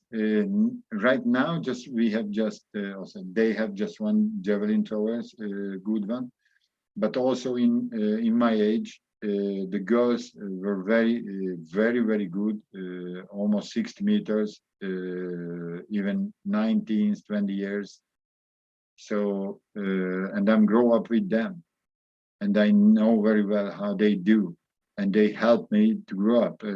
I was a decathlete, but I throw over 50 meter with discus, over 50 meters by shot put in and javelin over 63 meters. So it's not so bad for decathlon. And okay, let me make like a 15 minutes break. It's okay, Mrs. Ria? Yes, it's okay. So we will start again at Yeah, it was a 11. very long, very 11. long. The very first part is almost 2 hours, and Yeah, sure. the next part I want to build up, especially how we what I started, how we can build up throwers with young ones, and the psychological part. And tomorrow we'll talk about the special cases and different throwing events. Okay, are you agree? Yes. Yes, exactly. Yes, I agree. Okay, so we can have a break for 15 minutes, and then while we are having break, you can prepare your question. Okay, thank you. Thank you. Thank you. Thank Thank you. you. So I'm leaving for 15 minutes and I will come back. Okay, See thank you you. again. Yes, 15 minutes, yeah. Okay. Thank you. Thank you.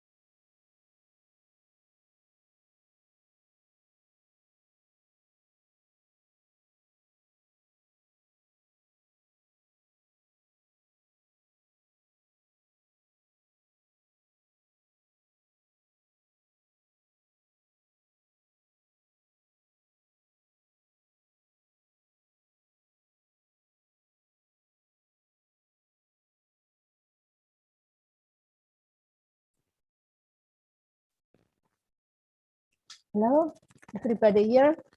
Everybody ready?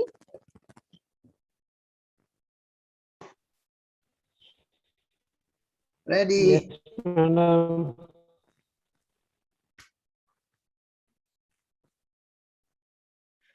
Okay. Hi, everybody, once more. So,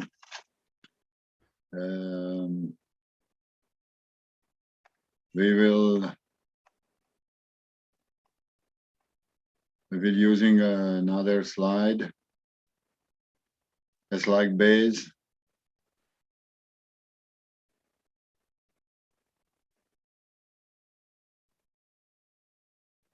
Okay, where I am. Here I am. Okay. Okay, I find out in the chat, in our chat, there was a question.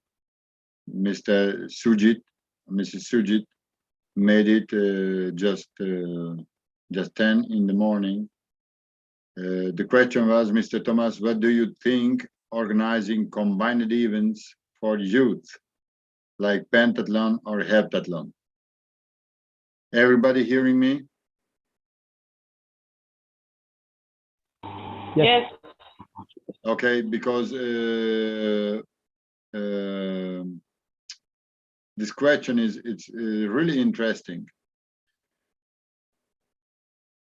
If I remember well, we talked about it with Mr. Ria too, in Korea, especially in Indonesia, when I was there 2 years before, almost 2 years before. The question is, sometimes I'm thinking it's ridiculous in some cases. Look at that. There are athletes, 14 years, 12 years, 13 years, even 15 years, 16 years, 17 years, and they don't let them to compete only maximum 2 events. Yes or not? On 2 events. He can run 100 meter and maybe long jump, or can throwing in shot put and hammer throw.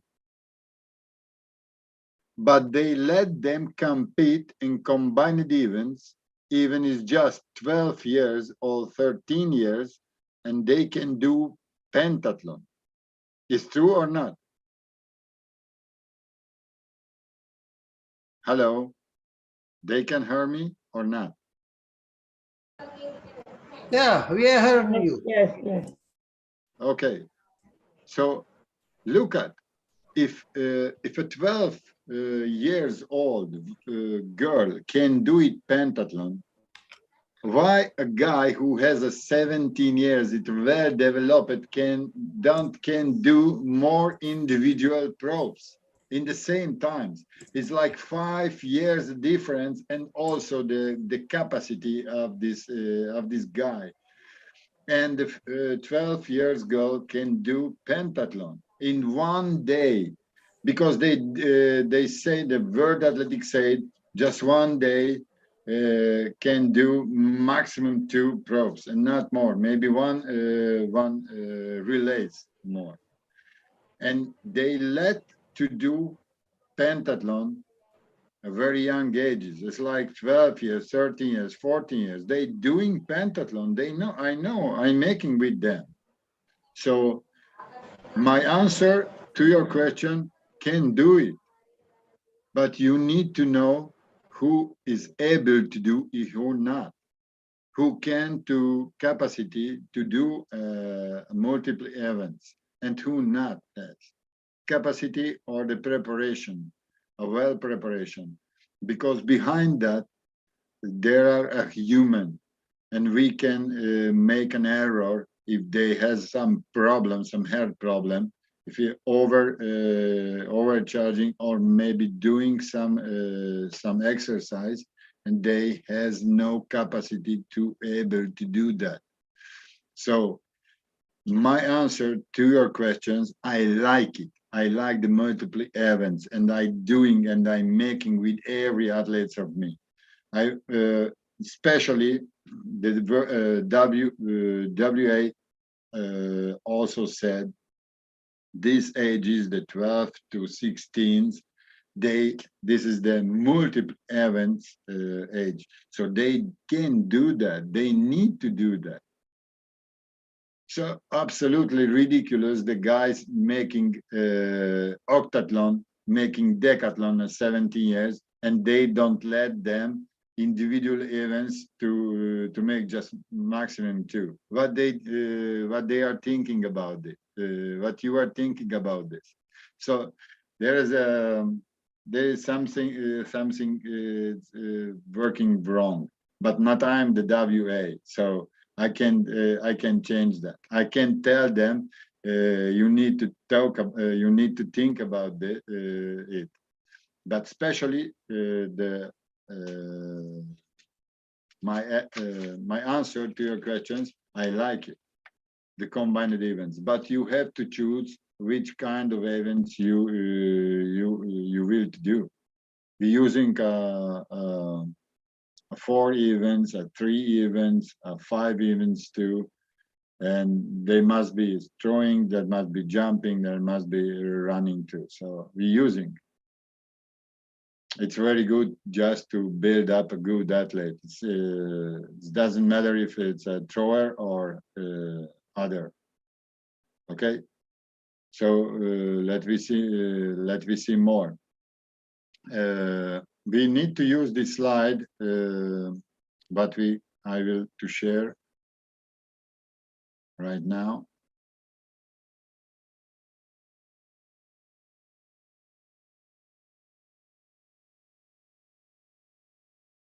Can you see the components of fitness in the throws? Yes. Okay. Yes. I started to tell you how we build up a thrower, and I start to tell you we started in the school age, because a thrower not a thrower because we will call him thrower when he is just 12 years, but we can see he has or she has a possibilities to be a good thrower. And you know what I mean. You know, you can see and how he's build up his body, how speed is moving, have a capacities to do with the good technique, different kind of throws. So we can find talents in early age, but maybe can be a good pitcher in baseball, or a thrower in a good baseball. It could be maybe a handball player. It's also very important to a very fast hand. Believe me, this girl that I mentioned in the very beginning of our meeting, who won she won a silver medal. She was a handball player. I just find out her on the field, and I told her, you can win a medal for Paraguay if you would try to throw javelin, because your arm is very fast, and I can teach you. And it was the very first steps, and she was 18. And when she was 20 years, won the silver medal for Paraguay in the South American Games. So throwing a 54 meter. So and before this competition, her very best was 49 meters, so almost 5 meters better. Do you remember I mentioned it? They don't believe in me, and I told them she will win a medal. She will throw a very best, and almost won this competition. So we can find a difference in early age. Which components of fitness in the throws are important? Let me see. There are 5 it's mentioned just five fitness, really fitness components. Speed, but we know it's one of the most important. Strength, you must be strength. Endurance, coordination, effect, flexibility. This endurance, I want to put always in the 5th position, not in the 3rd position. I think that the coordination and flexibility is most important. Sometimes you can win a competition with just one throw, as like did it Miklos Nemeth in Montreal with the very first throw, with 74, 72, just paralyzed the other competitors with the very first throw. And there are other, we can mention other examples too. That's why I said the endurance is very important, but these 5. And I want to mention one more component. One more, it's not a fitness component, but it's a part of our human being. The psychological component. Believe me, it's one of the most important things. You can good speed, strength, endurance, condition, flexibility. If you have some problems, mental problems, you can realize a good throw. Believe me, I have a lot of experience, and I will talk about this. Okay, how we can build up a thrower? What is our objective? The process of psychological preparation of high performance throwers is understood as system of pedagogical and psychological influences. This is the main object. Development stages of releases. Let me see which is the most important thing between these 5 components of fitness. When our thrower is very young, what do you mean? Which is the most important? The 5 fitness components. The strength, the speed, the endurance, the coordination. You know, there's a lot of example. If you have a good technique, you can throw better than the other who has a good strength. The technique is very important. Then I said the very first, maybe the coordination, where is young athlete, the coordination and the flexibility. This is the first step. And I tried and I find out I have true. What we can teach them. We need to teach them when it's young an athlete, we have to teach them all the movement, all the kind of movement, which included speed, it could be included strength, but which kind of strength? If we're talking about specially throwers, obviously we need to build up strength. But the most important, to build up a good coordination with the good technique, because the technique, behind this technique, need a good coordination. It obviously need a good flexibility, because you have no good technique if you have no flexibility and no coordination. The technique is the most important with the young athletes, not the strength. Maybe the speed, yes, because the speed is the one of the most important. But we are building up the components, especially the young athletes, coordination, flexibility, and speed. And then coming the other 2, and so important, strength and endurance. But I always say, always talking to my athletes, the most important thing is, if you're moving well, I can do it stronger. And when you have more strong and doing well, you will throw better. Everybody understanding what I'm saying?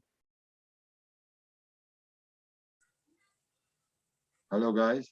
Yes, sir. And it's not just my experience. They teach me the very good thrower trainers with I'm versed or they teach me always say the same things, and I need to repeat to you, all of you. The very first stage is when we are building up a good thrower. The first and most important, have a good technique, and behind the good technique, there are coordination, there are flexibility. So we need to take care with this, and also speed. And then when he has a good technique, a developed technique, have a good coordination, have a good flexibility, and we start to work with strength. And behind this strength, they are the power. They are behind the power, there are speed. So when we have this guy, believe me, it will be very successful. If with the strength, we can build up more results. But the strength always must be delivered in the good way. Are you agree? Okay. So when we are building up throwers, the second stage, teaching the throw, is one of the most important things. And we can use different implements, developing the athletes accordance the sexes, accordance the how it's developed, the body of her, of him, how develop this. That's one of the most important things. You need to handle this. You need to get the knowledge of this.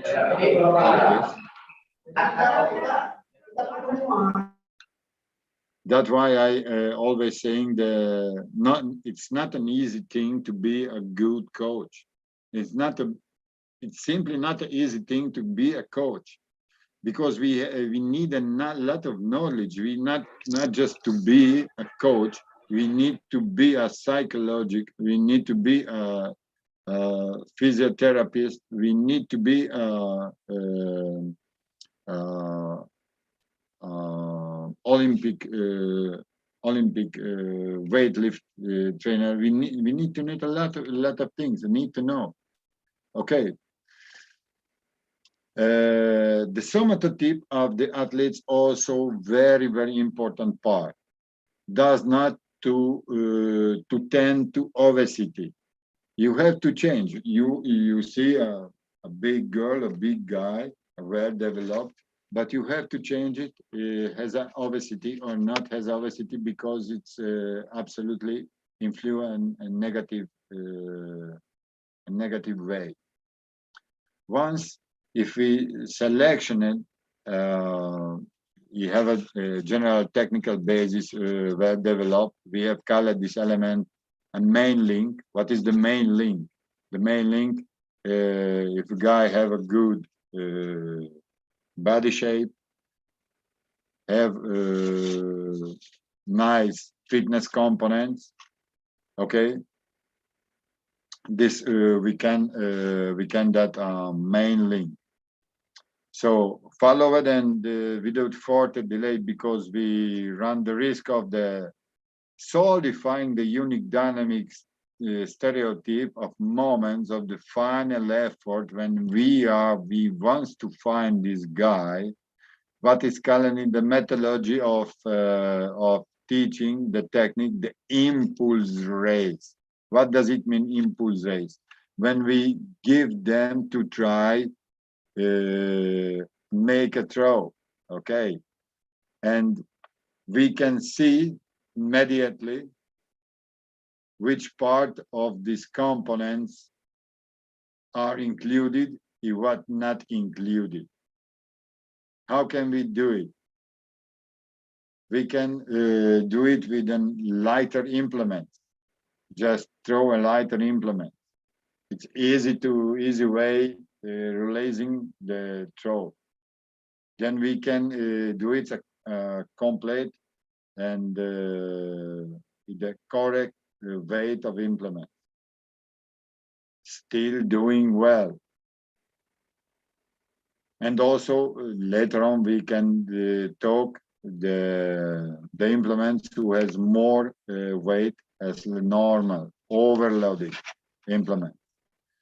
Okay, but let me stay how these components are included and how can build up a thrower.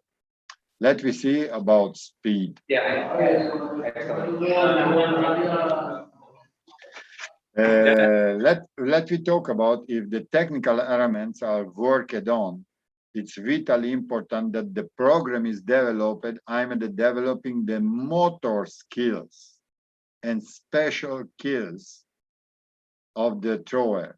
Science to the extent that the child is stronger, flexible, and coordinated. This will be the much more technical. So when we talking about speed, not forget about the skills, okay? Because the throws are speed events. It's the maximal controllable speed that counts. Optimal speed included the pace and rhythm and javelin run up. So if we are talking about young athletes, also need to talk about technique and technique skills and other skills what the guy or the girl they need. Or even if it's an adult athlete, there is a lot of examples, especially multiple athletes, they change for throwing events or changing running events. It's like Daphne Shippers running 100 and 200 meters, was a very good international level athlete. There's a Hungarian javelin thrower, throw over 85 meters. He was a decathlete. And there some, as like my athlete too, Camilla Pirelli, she won a fourth position in South American shot put championship over 60 meters. So they can develop other capacities too. So when we are talking about young athletes, we need to maximize the skills what we are teaching to them. When we are talking about the fitness components too, but we are talking a build up a thrower. And the second age, when they are between 12 and 16 years, at this age, they use the competitive implements and implements of greater weight than the competitive one should be avoided. You need to avoid. Don't use it. Maybe you can use it if you are using just for power throwing in front of you or behind you. We can use it a kettlebell. Do you know what does it mean, kettlebell or a Russian weight? Yes. You can take it with your both of your hands. And we believe me, we really a lot of use it, but we use it not more that with the shot put weight. We use it when I was 13, 14. We use it this kettlebell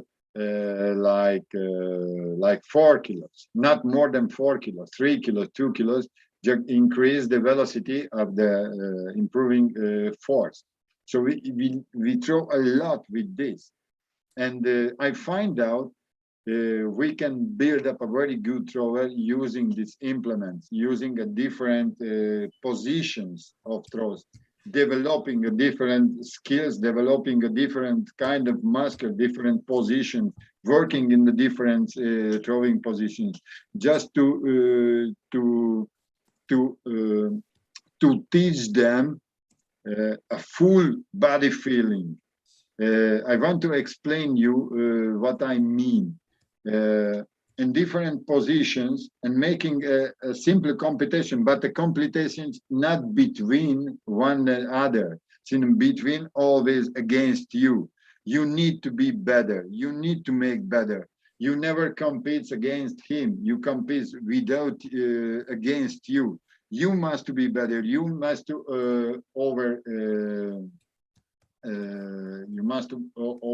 overpass your capacities. So that is one of the most important psychological things. Teach them to compete, to make her best or his best, not just beating the other guy. It's help maybe later on help them to make a better competitor and to be in focus what they're doing, not what the other doing, and it's depending the results of the others. You know what I mean? Yeah, Okay. Are you agree? I agree. Yeah, I agree. Okay. Always when we developing speed, we can doing with a very good performance athletes and also with young athletes, we can using a lighter implement. It's also very good, especially increase the speed of the movement. Okay. In addition to helping the achievement of technical objectives, help to develop rhythm, speed, and speed strength. Okay.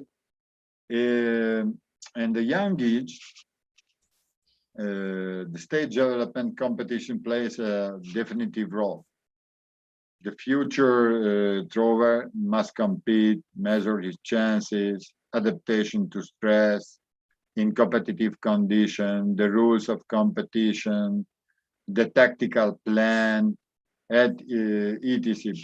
For example, as a tactical plan, where we are when we're talking about tactical, most of the people doesn't understand what can how can to be a tactical plan for a thrower. What is your tactic? The tactic is you need to win. You need to win the competition. No. There are different kind of technical. For example, if we are qualifying, and then the tactical point is throw the very first throw, the qualifying, just to ensure and to be sure you will doing well, and don't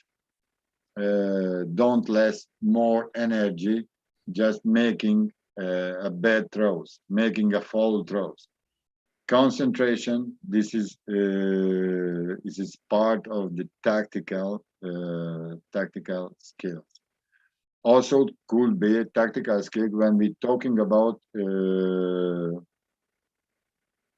multiple athletes, multiple events, combined events. Why? Because the very first throw, especially in combined events, is to ensure, to make sure to win points. It could be. It depends absolutely the level of the athletes and the level, the technical level, and the security of this throwing event. For example, in decathlon, there are 3 different throws. Okay, I never forget in 1980, 81, it was a long time before, when I was in the junior European Championship, I was 18, and I made 2 fouls in shot put. And you know, I need to realize the very best of me. So what I do the technique who never used, just the side technique, and make a steps and pull, and did my very best.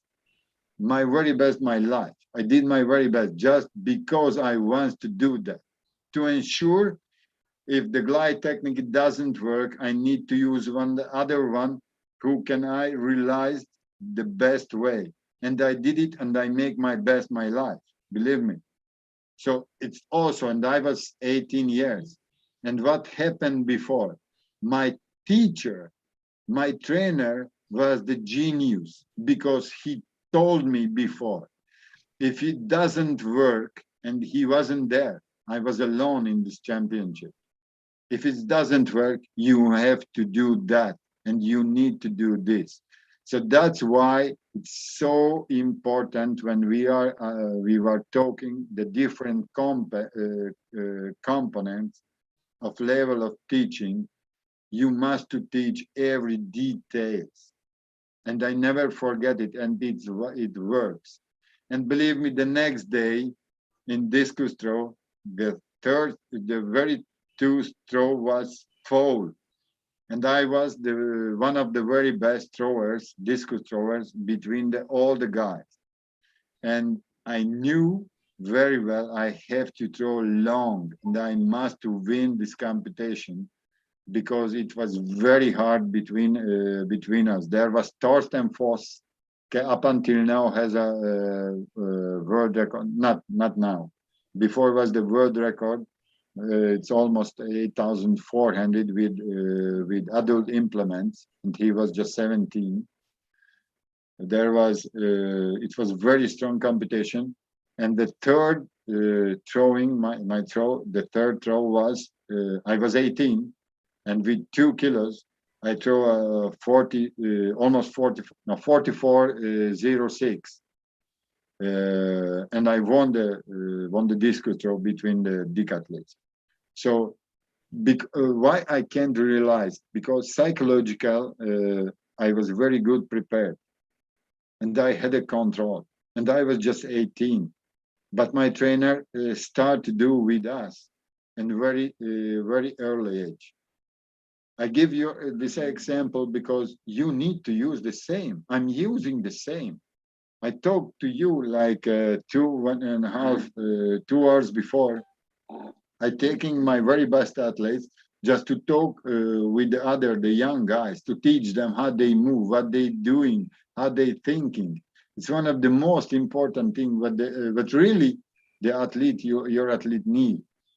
Okay, and when we are talking about speed, coming back to the slide, how you can realize how I did it in shot put to not make full, how I did it to discus throw and making my better. Because you have a sense, you know what you are doing, you can realize this.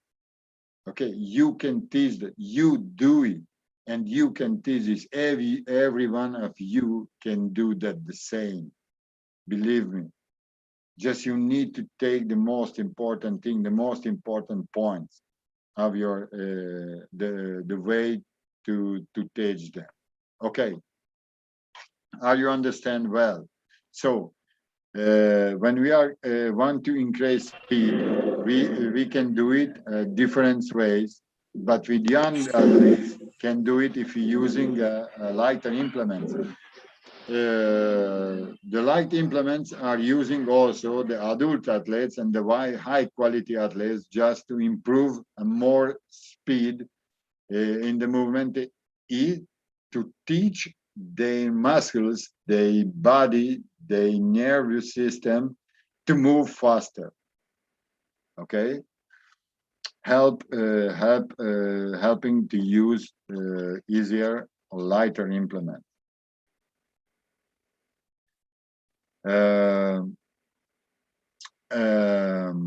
Let me step the next strength.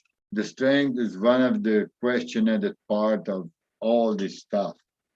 It's too hard, it's too big, it's too deep. We can talk about hours and hours, and that's why I will simplify. Okay, which point we need to know when we talk about strength? How your athletes are developed, the conditions of your athlete, the capacities of your athlete. If you see, have a good developed body, have a good coordination, have a good speed, have a good movement, then you can start to build up strength. But if the guy or the girl or your athlete, it's woman or man, have a good strength and have no good capacity of flexibility, have no good technical level, and the very first forget to increase more strength, you have to increase the other capacities that included in this slide: coordination, flexibility. Okay. That's why I always,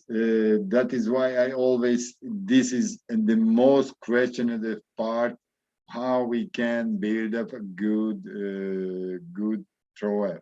Do we understand what I mean? The strength is one of the most important things.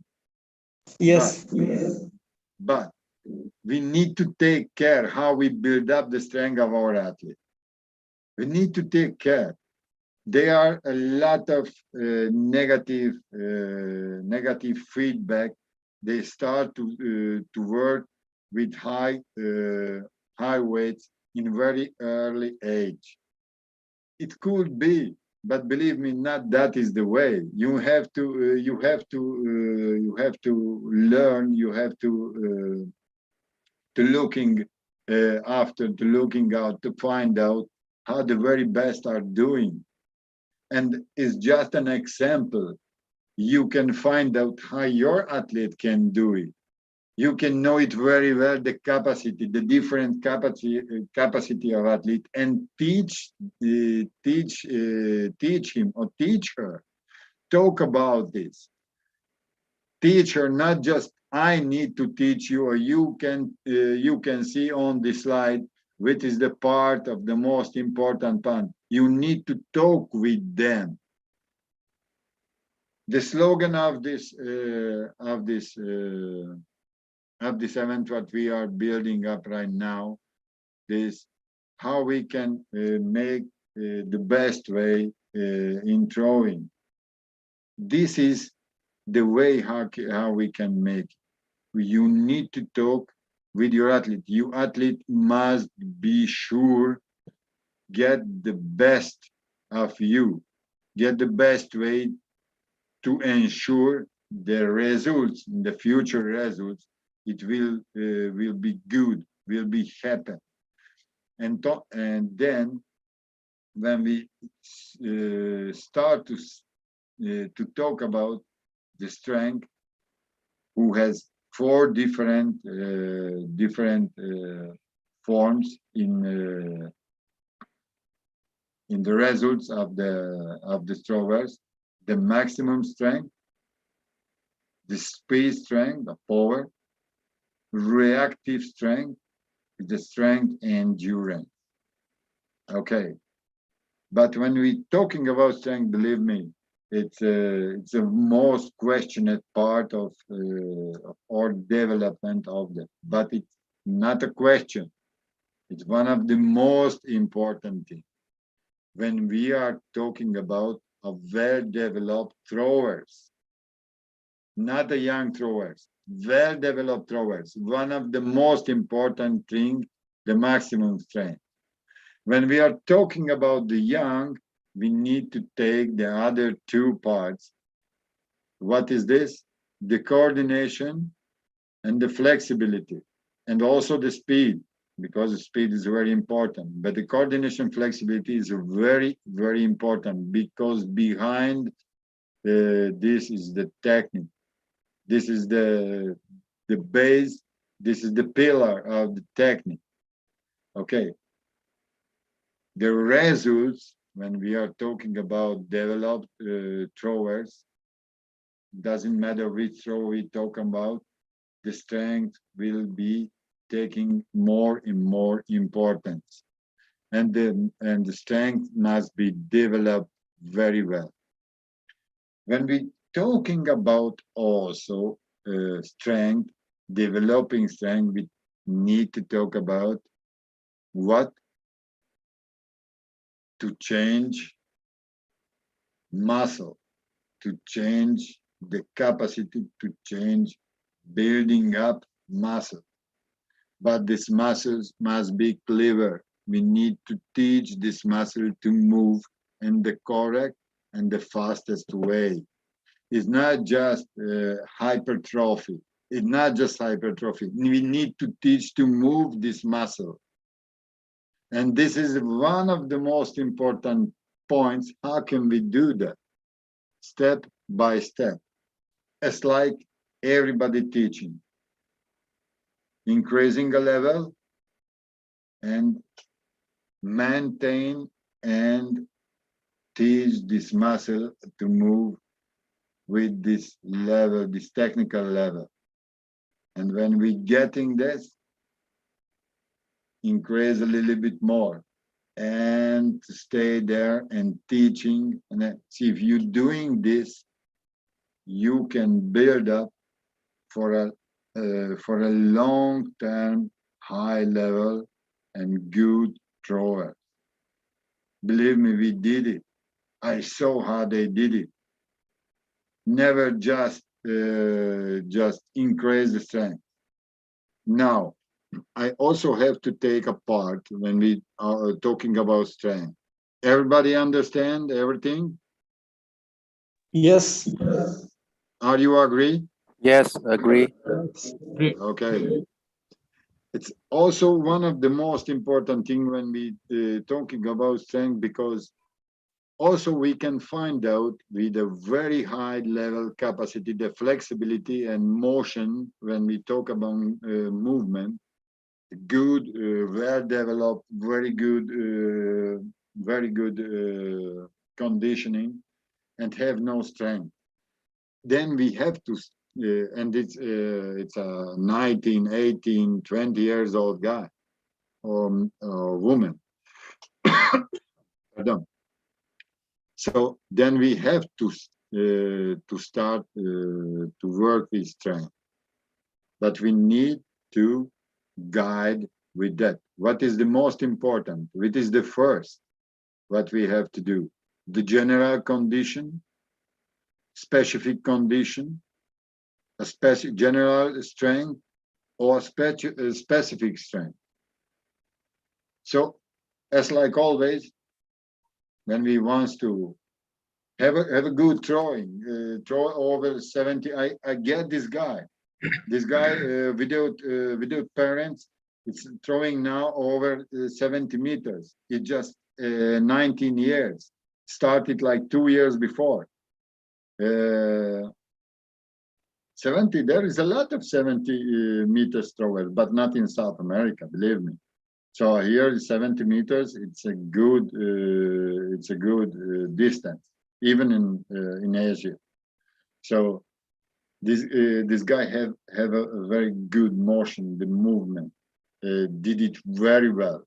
So the very first was to teach the technique, and now we start to move and build up the power, and we try the very first with the conditioning, with the capacity, whole body, to teach every muscles to build up a very good body, and in the future will be a very good javelin thrower, and not just to build up to throw very well with your right hand, because he is a right-handed, to throw almost the same with the left hand. And believe me, it's very good, because the most important thing, and we now putting focus, and the other thing what teach me, Günther Lange. Günther Lange, he is for me one of the most important coaches in my life. I know him just 2 years before, but he teach me one piece what I never will forget. It's a central nervous system. So what does it mean, central nervous system? It's a capacity of our brain. And the capacity of our brain is incredible. We're just using less than 15% our capacity. But what does it mean in strength in our brain? Because the strength is depending how the central nervous system can move our muscles and the capacity of our muscles. So when we are building up a strength, we have to build up the nervous system with this. And how can we do that? With technical skills. So when we are maximizing our strength, we also need to maximize with the good technique. And not just to lift up 100 kilo more, but lift up the very best way one can help us in the future. Are you agree? Understand? Yes, guys? Yes, understand. Yes. Yes. Okay, Yes, I need yes, you. I easy. need you guys. I need you to see smiling. I'm happy. I hear something new, something good thing. So okay. Thomas, excuse yeah. me. Somebody raising his hand. Maybe he would like to ask a question because it took Okay. some time. Okay. Hello. Okay. If somebody have a question, maybe it's the best way if you put it in the. Can you share us the first presentation? Watch this presentation. It's the bow. Okay. The very first presentation. I will give you. Don't worry. I have your email. Okay. So let me make a little some meaning about strength. So the strength could be and based the capacity of our athlete, the development of this athlete. Don't forget, there are guys 14 years looks as like an adult, and there are guys is as like the same age as like his nephew or his child, the other guy, and also in the woman the same. Maybe the situation is worse. I have athletes. It's 13 years. I have the woman process monthly is happening. She hasn't up until now. So there is another other girl in the same group, and the 10th when she was 10 years, they have a menstruation. So they are absolutely different developed, and they are the same age, and they must do the same work. So have to decide which kind of power, which kind of the strength training will use with one and with the other one. The capacities are absolutely different. Now, when we talking about the adult athletes, it's absolutely what we have to, the very first thing what we need to know, the technical level. Because the very first is always the technical level. When the technical level is good, you can build up the strength. And the strength, these muscles, when we increasing, when we growing up, when we making increasement of the muscles, always have to teach the good way and the good movement, the technique. It must be always the very first. Okay, don't forget it. Okay, let me go the next slide. Maximum strength. The maximum strength is included absolutely in the speed. The meaning of the maximum strength for the throw is the quiet of often overestimated. Maximum strength is necessary basic quality, but has no value by itself. Throwers must be strong, but not weightlifters. That's what we are talking. 180 kilos in the squats is not automatically better than 150. Why not? It depends the what. Absolutely depends the speed. Maximum strength must be evaluated in this contribution to throwing ability, functional and applied strength. What are behind this ability, functional and applied strength? The technique. That's why I say why we need to do the most important thing, always the technique, because if you are strong as like an animal, but you have a bad technique and you can release in the best way the strength on the power position, you're lost. How many times you heard your own selves, this guy have good possibilities, but he is strong, but no flexibility. He is strong, but not good technique. He is very strong, but not has sufficient speed. Yet, but not has sufficient speed because applying unwell the technique. So the strength it could be important, but on the very important and good way. Don't forget it. It's not just making strength machines, making athletes. And the athletes, the technique is the most important. Okay. How can this maximum strength contribution in the throwing ability? Obviously. So this more stronger, but his muscles are shorter than before. Can do it with the applied movement. Can do it with the correct movement, correct way.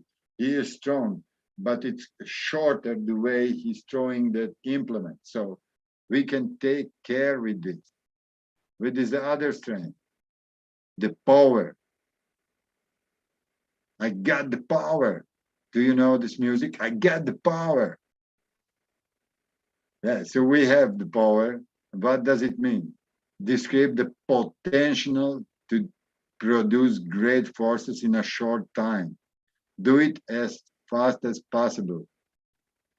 It's a subcategory of maximum strength. It's one a part of maximum. Like maximum strength has not value on this album. Incredible. It must be evaluated for this contribution to throwing ability. Throw specific thrower is a very important quality to develop in throws. This is the one of the most important things. Throw specific power is very important quality to develop in throws. Someone can be powerful, be very fast and doing very well and lifting up 150 kilos. That's like, wow, no one else, but can improve in movement and specific movement of throwing. So can we make it a good and powerful athlete? But this power must work how we need that work. Okay. Coming back, how we can build up, and let me dare this slide. Can we go back to young athletes, to youth athletes, and school level? Appropriate selection of the type of the lunge given the result. You know, the part of power is also part of the psychological development. Believe me or not. The most of the guys who I know or met with them during my experience, if they doesn't feel enough strong, they don't believe can release a good throw. So as like a psychologist, we have to teach them, if you have a better technique, you can throw as same as like another animal who's staying alive, staying on your side and looks like a buffalo. and you are afraid he will throw better than you. If you have a good technique, you will do it. You will realize. So don't worry if you have sufficient strength right now. We can build it up. You know what I mean. You know what I'm talking about. So when we talking about power, the power, it means also to realize with the very best speed of this action. With you need strength. I know very well, but realize with a high speed. And if you have a good technique and have a good speed, so you can raise a very good throw. Are you agree? It's not just don't tell to them, don't afraid if somebody looks stronger than you. You must believe in yourself. You have a good technique, you can realize. But especially when we're talking about power, in reality, behind the maximum strength, there are a very good power. So throw specific power is a very important quality to develop in throwers. And the maximum strength is this behind this.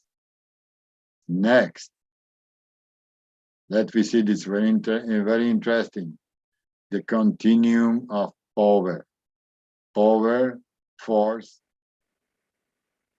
multiplied for velocity, strength, and speed. It's very complete, this slide. I love it. There is a lot of things to do, a lot of things to talk. Okay, how can I start? What is the part of the most important to us? You know, when you are developing a thrower, you have to take care how you started it. You need to know him. You need to know her. You need to know her about all the stuff. Maybe you are the best trainer what this athlete can find, but you need to know everything about this athlete, where he's living, around the athlete, what's happening, and your social life, and the family. The people are helping him, the parents or the familiars are helping him just to build up as like a thrower, as like an athlete. You need to know the societal level of them. It's included. It's absolutely important. And you need to take care with these aspects too. They are very important. When we are build up a guy and you don't understand why can't realize a good throwing, why have problems training in with your training systems, and you want to change just because you think you are wrong, you are on the wrong way, and maybe it doesn't matter you're doing well or not, because the problem is the social life of your athlete. Why I talking about this in front of this slide? Because I don't want to forget this. Maybe you find a better way, the technical way, you find a better strength training, you find how can you increase the speed and the power of your athlete, and you don't understand why can't he realize good throwing in training or in competition. And you have to talk to him, ask to him, what's happening with you? What's wrong with you? You made a very good training sessions, making very well, and what happened? And maybe you can find out has a lot of problems, financial problem, has a familiar problem, and your work is as genial, as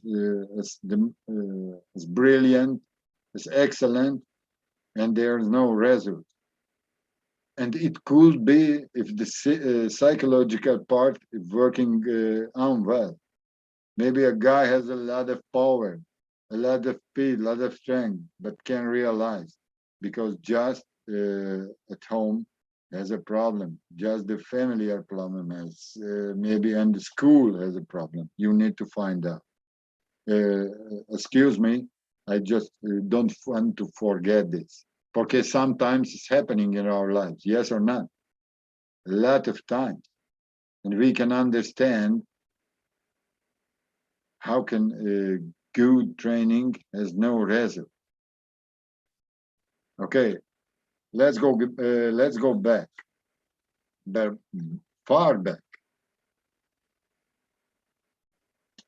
In the 60s, in the years of 60s, the throwers was enormous physics and the high weight were left behind. Today, the typical summative of high-level throwers is an athlete. Both women and men shows a harmonious development, which distinguishes from the throwers of the 60s or 70s or 80s. I touched that things before. So when we talk about power, force, and maximum force, we're talking about a different way how they did it in the last sentence, in the 1900s. We are 2021. So absolutely different. The power training like now, the force training like was in the 60s, 70s, 80s. It's completely changed. The javelin throwers looks like jumpers. The hammer throwers looks like before the javelin throwers. The shot put there is nonetheless change the body, but believe me, also the discus throwers are thinner and faster and well developed, and they are very strong.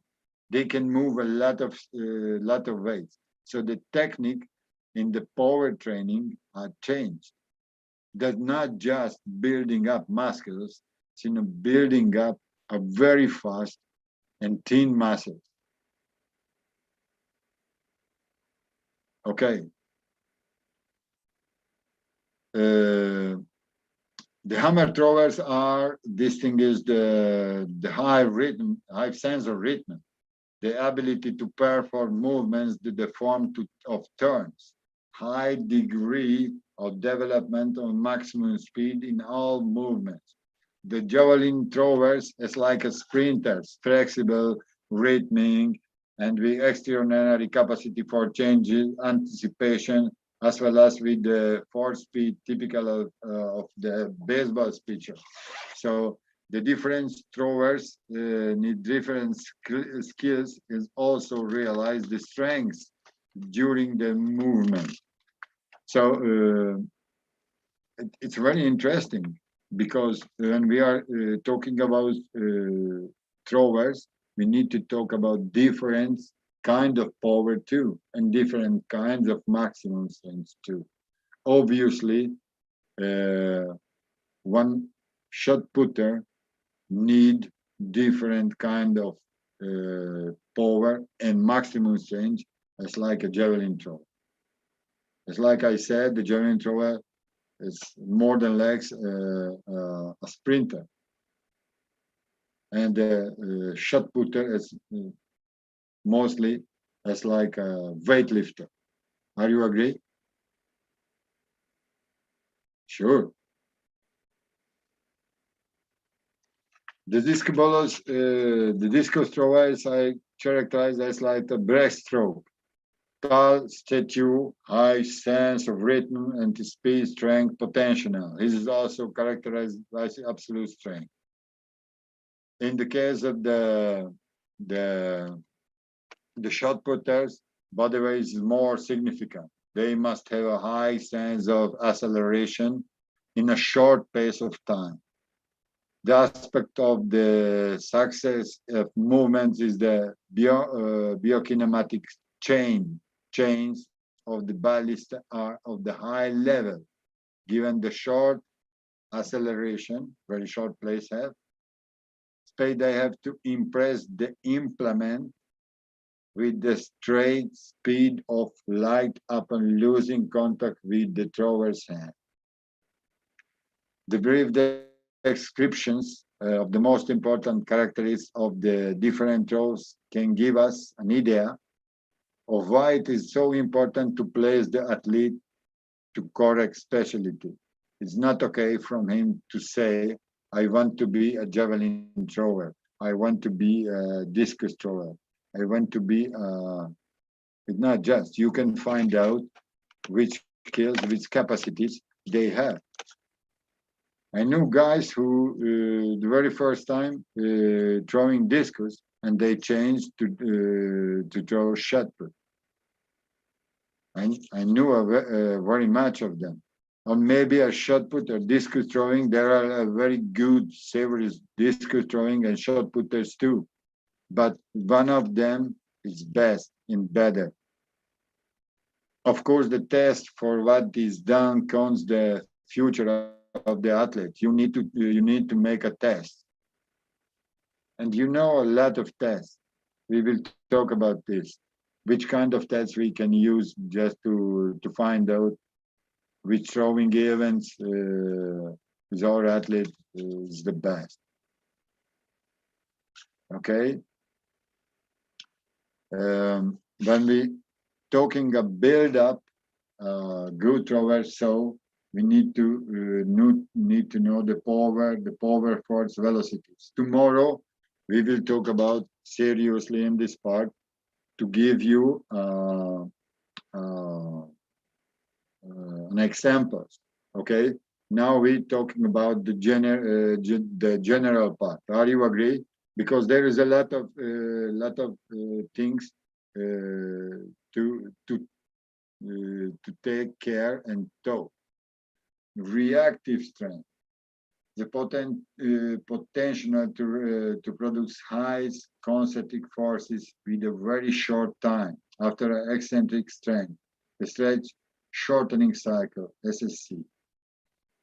It's very particular dimension of strength and will do not automatically be improved by higher maximum strength capacity. Reactive strength is often forgotten in the throws. Why they forget this? Because do you remember how many aspects you have to take care just in the when you're realizing the throw? There was more than 10 points, 10 different points, and you have to change one by one. You have to check it out one by one, and sometimes they less to take care. What does it mean, reactive strength? Okay, I heard before trainers, very good and high level trainers. It doesn't important. Don't take care. Don't care this. Forget it. The most important is something this. So they said the reactive strength is like a part of the movement. It's you will realize. See or not, you will realize. Just take like part of the process. So we will talk about tomorrow of this. We're taking a little part. Okay, strength endurance. Endurance is potential part of produce high forces over a longer period of time, over many practice strokes. You know, to back to the tactical preparing. Once my javelin throwers come back, they always, the National Olympic Committee always sent him to training in Cuba, to training in Brazil, to training in other places. And at least they brought to me back just to just to simplify and make better the situation, because it was a disaster. How can they think? For example, I telling you because I don't want to make you make the same mistake. Just to send the athletes for to train, for example, in Cuba or the Brazil. Why? Because maybe the possibilities are better there. Maybe there is a good trainer can help to your athlete. Believe me, we are experimented several times. This is the worst thing what we can do. Why? How can you imagine it? A trainer who training a national team, the other country, and will help you to win over his own athlete. Do you know what I mean? Do you understand what I mean? Not everybody thinking as like a good trainer. I will to give you the best. They don't care maybe. And you need to work on this athlete. Don't let them go out. Just need to teach, need to understand what your athlete need. There is a lot of things in your hand. You can do it. You can use YouTube. You can use a different technique to make the film, analyze. There's a lot of system, but you can we can use it. And they always bring me back this athlete in the very bad conditions, and I was always the person who can make better the situation and the good condition. But always the best and the worst thing was but a very bad strength endurance. What does it mean? He can realize just 1 or 2 or maximum three throws in the high level. Then he start to lose performance. How can we do that? With a correct training program, correct and continuous training program. It has little meaning for the throwing events. They're all done for training capacity. It's not the truth. It's not true. How many times the very last time, it's like the world championship and shot put and the other throwing events, and the very last throw win the competition. And you need a very good strength endurance. You need it's very, very important to realize with a good technique, a high level technique, over 30 throwing, over 30 throws.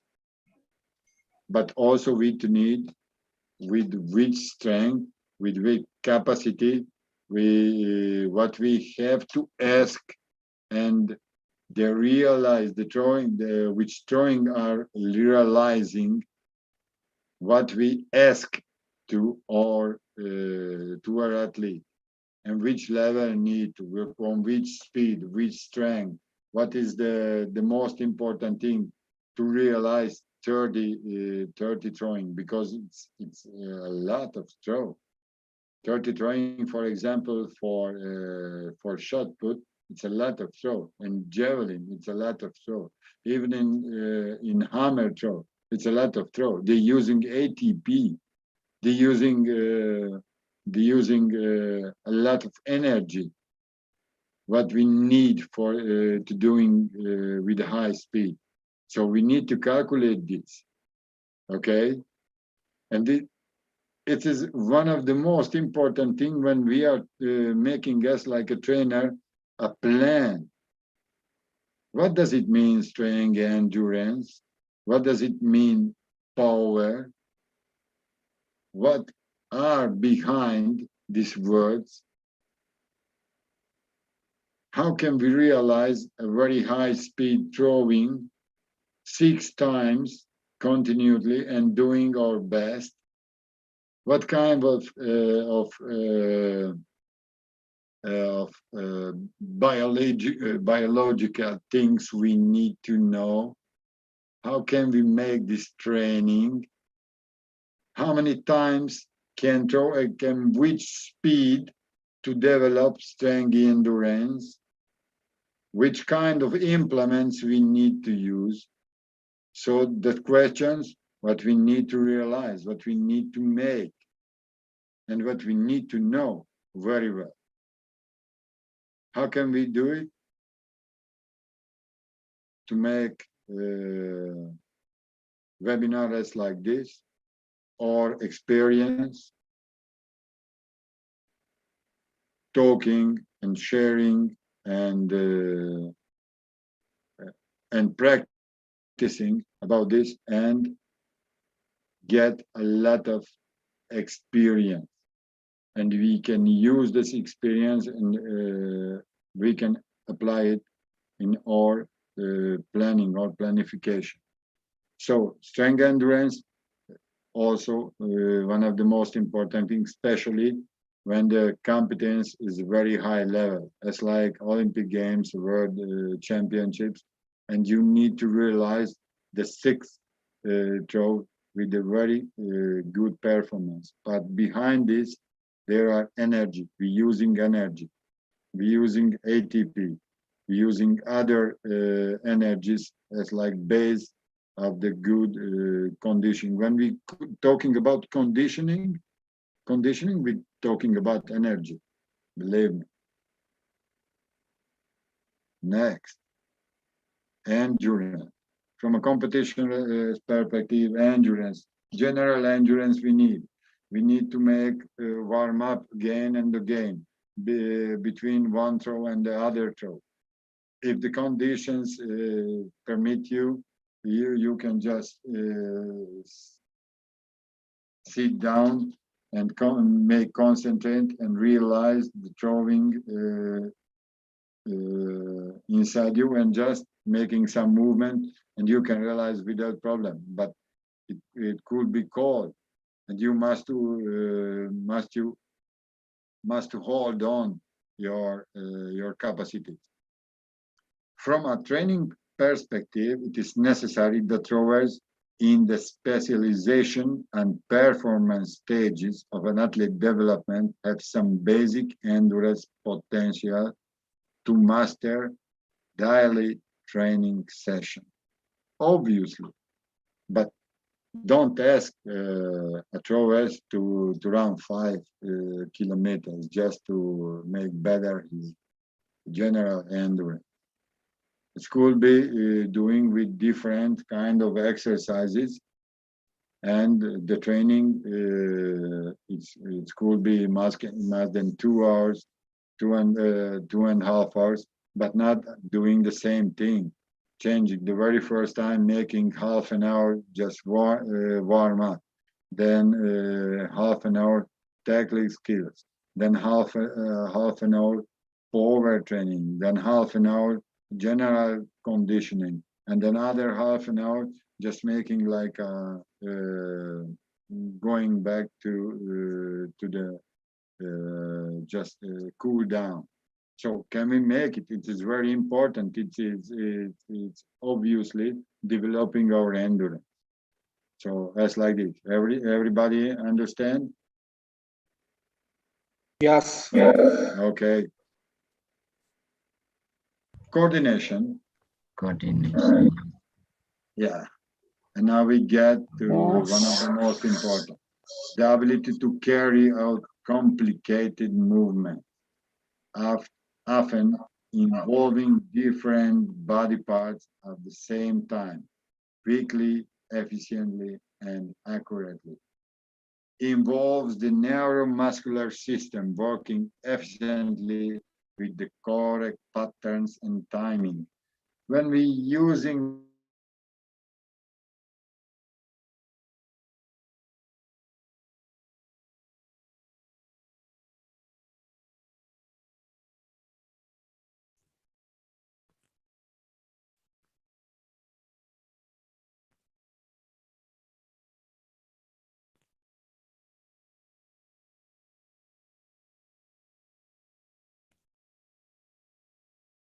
Oh, it's, Mr. Thomas, yeah, it's a connection maybe.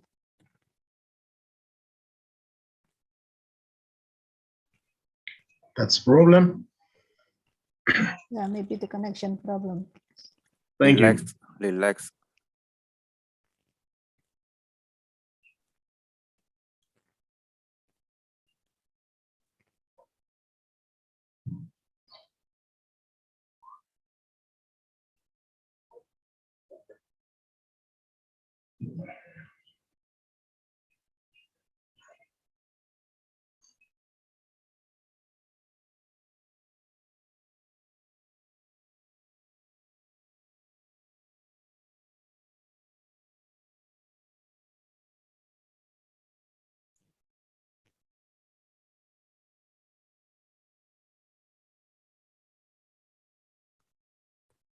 We are waiting for him to go in again.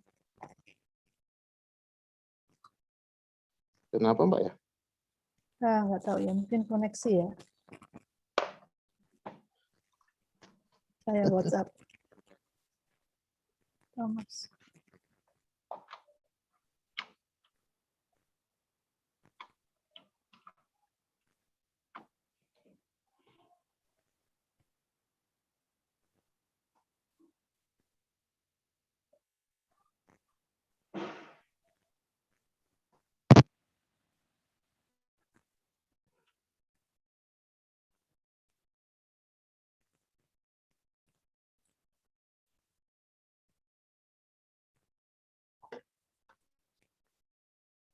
Koneksinya hilang ya? Iya kayaknya. Saya lagi kirim WhatsApp.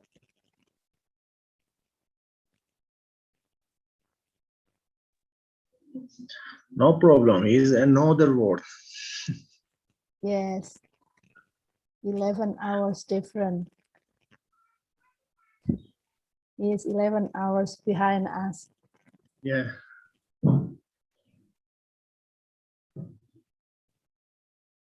But luckily, it's nearly the end of the class. It's good.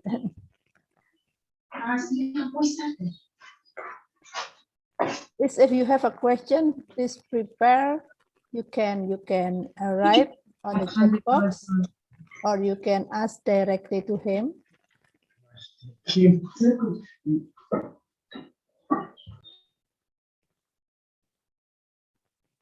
So while we are waiting for Thomas, so you can think about your question.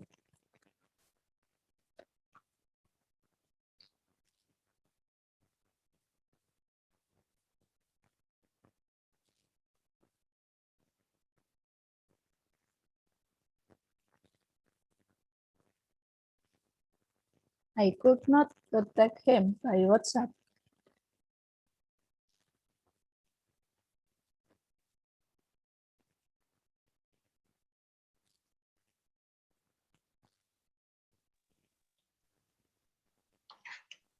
Dia belum respon, Mbak.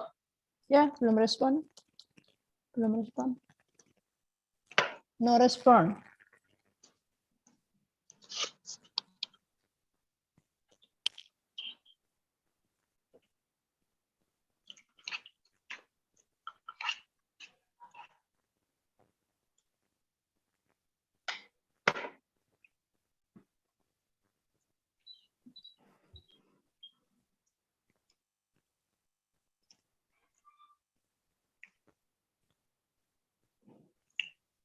I think it must be the connection. Maybe that's the quickest in Paraguay. No.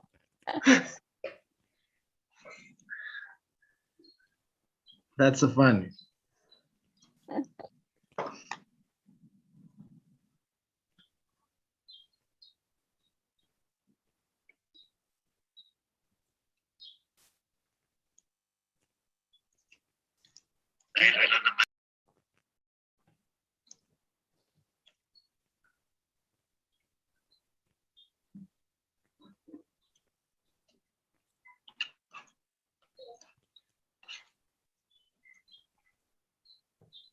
Yes, coming back.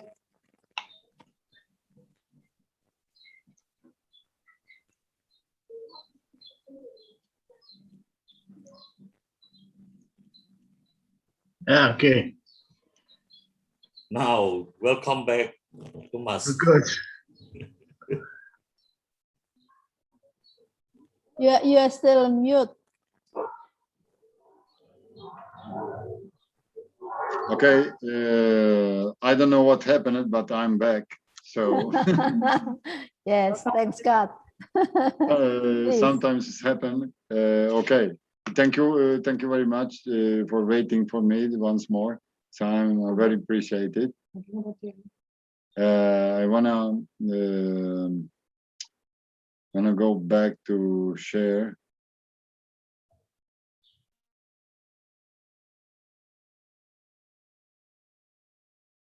Not this.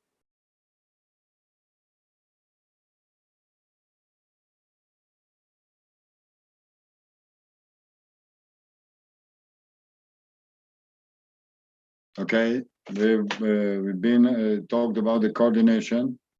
It's a foundation of any skill development. Okay, determined by genetics. Why determined by genetics? Because there are different type of throwers. That's like tall, a little bit smaller, well-developed body, thinner. It's very fast, very good condition. So it's a foundation of skill development. Determined by genetics. Genetics could be not so flexible. The other is extra flexible. You know, there is a lot of guys who looks like fat, but they has a very good coordination, a very good flexibility, a very good strength, and a very good speed. Who remember this American shot put thrower? It's a color guy. I need to name of him. He looks as like fat. He is a world champion, Olympic champion. What's the name of him? Do we remember? I can't realize right now. He's on the streets. If you sing on the street, you will just sing. This is a fat guy. It's not a sportman, but this guy was a world champion and Olympic champion. So the different Carter. Thank you very much. Thank you very much. It's a nice point. Yes, it's Carter. Determined by genetics, by athlete coordination and improved through training. In general, the better coordinated the athlete, the better the potential for high technical skill levels. That what I say to you before. If you have a good coordination, if you have a high skills level and flexibility, you can develop a better technique, a better way to realize a throw. So it's very important that we are putting a lot of attention in young athletes, especially young athletes, in very early age, to teach them a correct movement. Right now, maybe we can meet each other in the future, and I can show you this girl in the future. But I need to talk about her.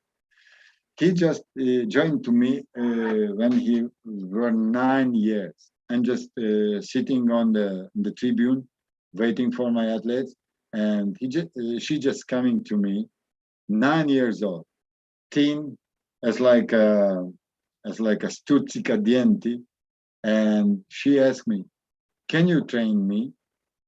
And I looking her, "How many years you?" And 9. "And your parents, where are they? Are sitting there. And what do you want?" "I want to make athletics." "And why when you choose me?" "Because I saw you teaching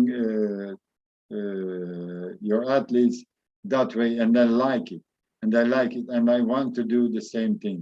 Now she has 12 years. She has 12 years, and running without a process of training as like an adult, just joking and playing and throwing over 12 meters, 12 years, over 12 meters with 3 kilos, and she's thin. She's thin. Tomorrow I will show you the photo of her. You can't believe it. Running almost 1 minute and 400 meters, jumping almost 5 meters and long jump, just because she wants to do. I never made her a training as like a competition, just playing. And the last 2 weeks I told to her father, don't bring me, just take her in the mountains, take her around. I don't want to see her here in the field. Okay, it was very hard to me because she just want to come and want to make a training. But why she can do that? Because we try. She was a very young athlete of me. Before I just training adults or young athletes, but she was the very first very young athlete, and I can teach her the correct way what I talking to you today. So the very first step is always, and foundation is the technique. So I just teach her the technique, how they need to move without improving not force, not endurance, nothing, just technique. And she wants to learn, and she doing it. And her father told me yesterday, believe me, took out our bed and jumping us like high jump. We are going to go crazy because our home is like a track and field, the whole track and field. She just bouncing the ball on the wall, switching on the TV and throwing us like a shot put, the medicine ball. Okay, I give you an example, but why? Because the coordination we can start at a very early age. This is the base, believe me.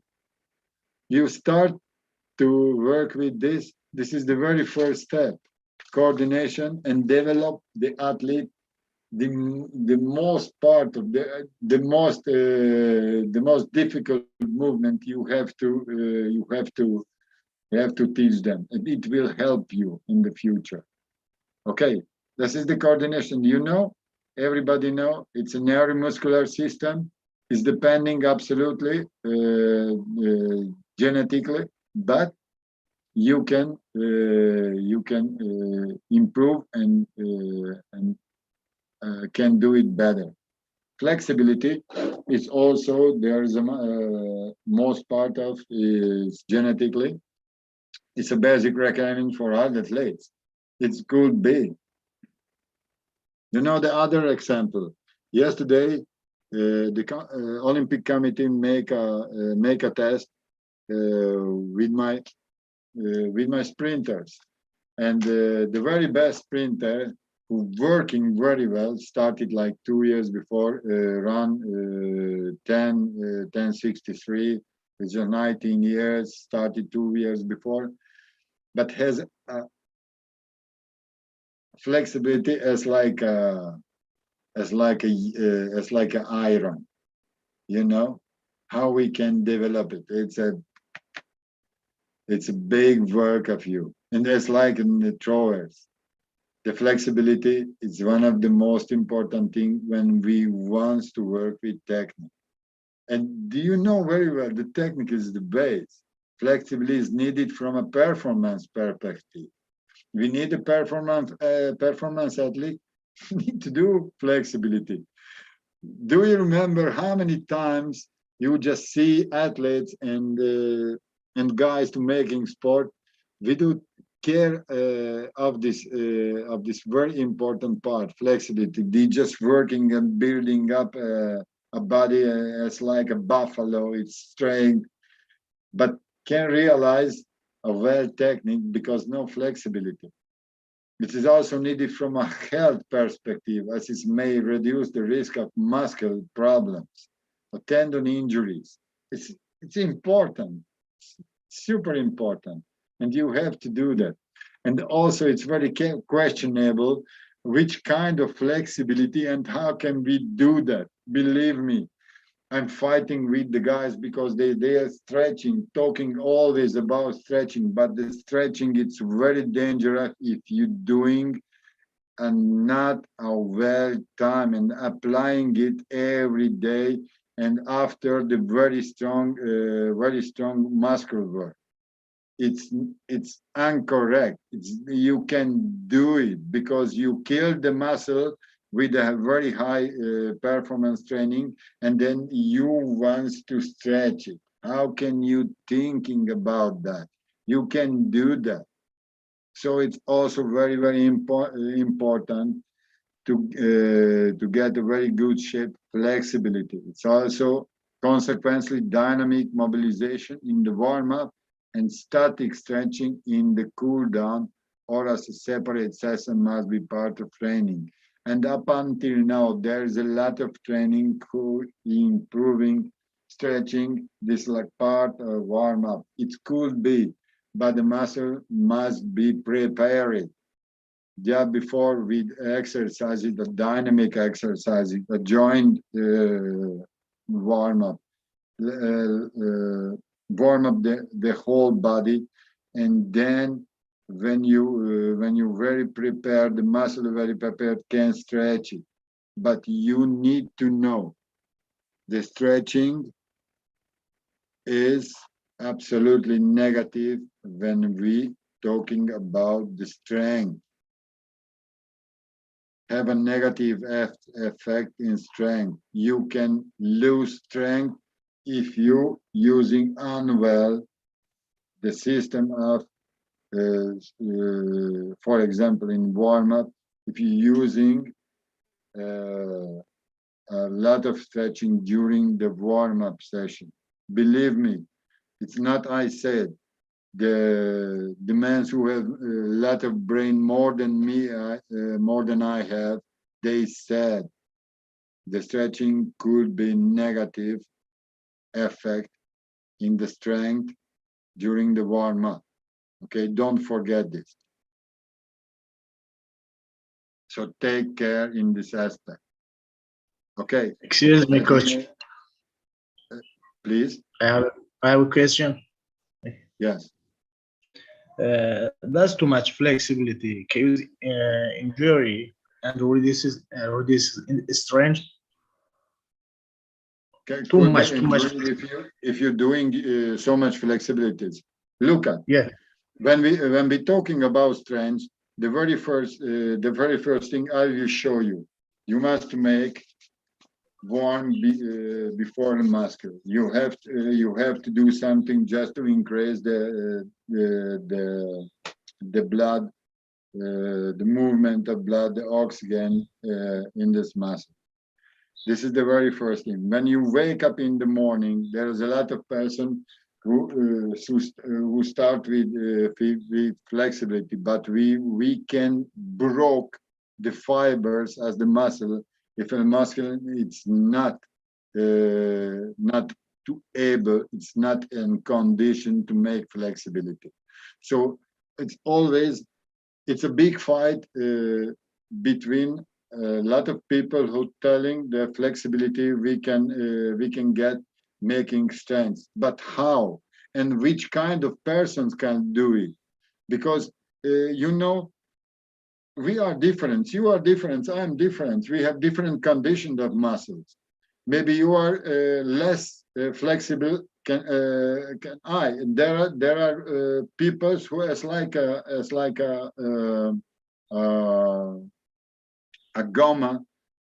gum. Just you can straighten the muscle. It's like nothing.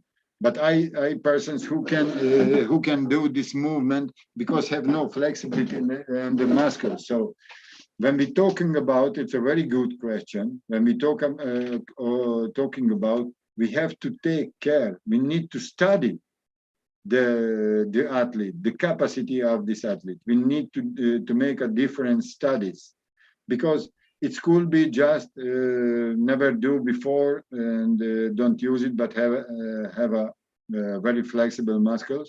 But also it could be this guy hasn't flexibility. There are do you hear about the prints of the study? You can do it. There are 3 different aspects what we can find. I don't want to talk about a lot of words, but there you can find it. If you can share in the if you can looking in the browser, you can find it. There is a study. There are 3 different components in all of 10 or fingers. 3 difference. One is the sign is as like an X. This guy is strong, but bad coordinated. The other is as like a Y on hand. The sign is as like Y, Epsilon, okay? This guy is well coordinated and is fast. And there is a third, is as like an H. And this guy is very flexible and very well coordinated. Okay, these 3. And these 3 we can find more than 7 finger, more than 7. Okay, what I want to explain you can do this study and you can find more than less 7 different your different finger, the same sign, and this is your major your major capacity. It could be strength, it could be well coordinated, or it could be speed. These 3. You can do it. It's not too easy to do. We're doing this because we have a capacity to do that. Not everybody has. We will, if somebody wants to know about this, we can share it with ADC Jakarta. I can give the dates. We're using very well because we can decide, we can work better way with an athlete, what the athlete need in early age. We can decide it. We can find out in early age. So to give back, to come back and give you an answer, yes, you need to take care, because you can make a lot of problem if your stretching section it's not an according the training section. So you need to take care. You can broke a lot of muscle, a lot of fibers of muscle, and this moment maybe don't feel this athlete, but make a movement using this part, and it will be broke. Sure. So take care always when we talking about stretching. Are you agree? Okay. Yes, agree. Okay. There is. Yes, okay, I agree. This part is the hierarchy in the development of components of fitness. As I say before, which will be the very first coordination. Why? Because the coordination is the base of the technique. Then the speed and strength, and then the power and reactive strength, and the flexibility. The flexibility, I will take it out and I will put it here. But you know why they putting here this? Who can give me the answer? It's not a normal in webinar, just to ask you, but I need your attention. In terms, no, Without flexibility, we can't coordinate coordinate the movements. Like, yeah, but in this summary, why the flexibility in the first place? Because generally it's talking about a former and a very good athletes, and the coordination, speed, strength, the power, strength, and the flexibility. We need to take care. They always letting it the very last part. Okay.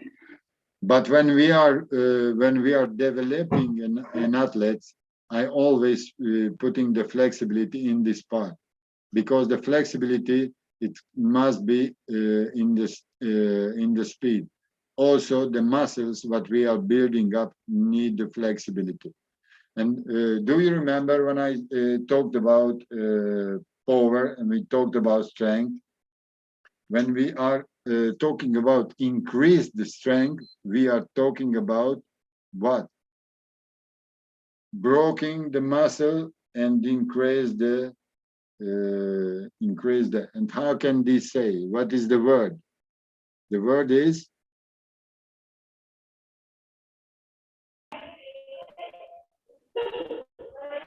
what we are doing with the muscles to get more strength. We are increasing the what? What we are doing? hypertrophy. Thank you very much. Hypertrophy. But this hypertrophy muscle, we need to teach to move with the same speed and with the same coordination. It's not just make a muscle. We need to teach that, move in the correct way. So that's why I'm always putting it, flexibility is the part of the preparation. But this flexibility, we can do it constantly, absolutely, if we are doing a very good warm-up. And during the warm-up, I told to you, we need to teach them to move with as wide as possible the movement, and you can teach the muscles moving at the correct way. That's why I talked about during the warm-up part, and we can build up a very good flexibility doing a good warm-up.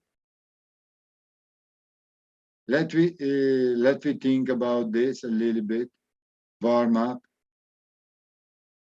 Are you sure your athletes doing always the correct way of the warm-up, or just doing some movement and let me start to work? And this is your fault. I'm always checking out my athletes doing a very good and developed warm-up. At the very best, the correct way. And you can get a very good flexibility if they're doing always the same. Don't forget this. You know, it's a very boring thing. I was an athlete, and my trainer always do with us not less than 40 or 45 minutes, just the warm-up part.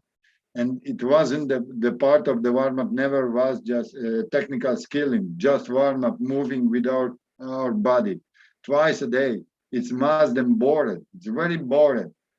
But he always said to us, this is your insurance, my man. Look to my eyes. This is your insurance. This is ensure you never get an injury. And I never in my life had injured during the competition on training section. Never in my life. Can't believe it or not. And I was a very high performance athlete, over 8,000 points. So I never injured in decathlon, not an easy way to do. But my trainer said, you have to do, this is your insurance. The warm-up, this is the most important part of the preparation. And during the warm-up, you can get this. It doesn't matter how many years of you. If it's younger, better. They have to learn what does it mean warm-up and flexibility. And that's why when I talking about summary, what it means component of fitness of throws, flexibility can be left it here because a part of this coordination, speed, power, but the flexibility always part in moving around here. Are you agree? Yeah. Yes. Okay. Yes, sir. You know, there is a lot of exercises. Some people of you was in Jakarta when we making the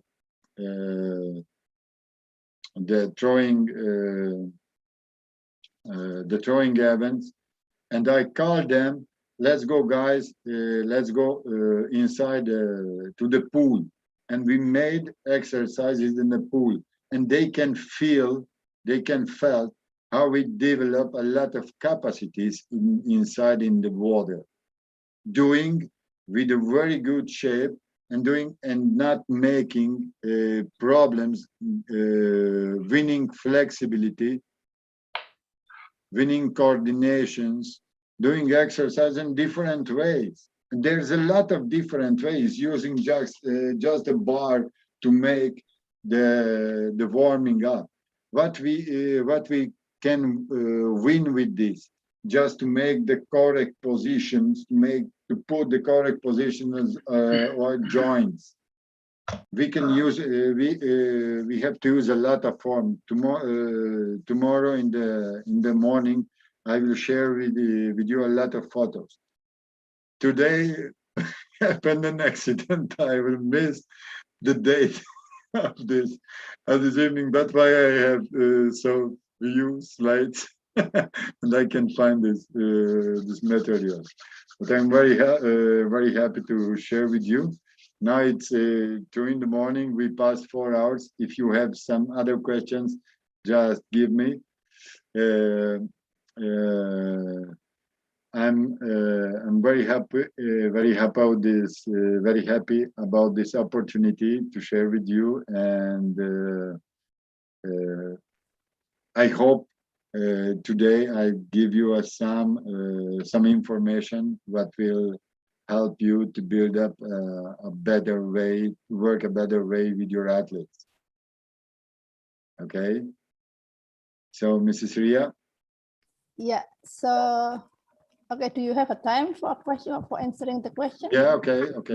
We have 3 questions on the chat box. Okay. All right. So I read first from. All right.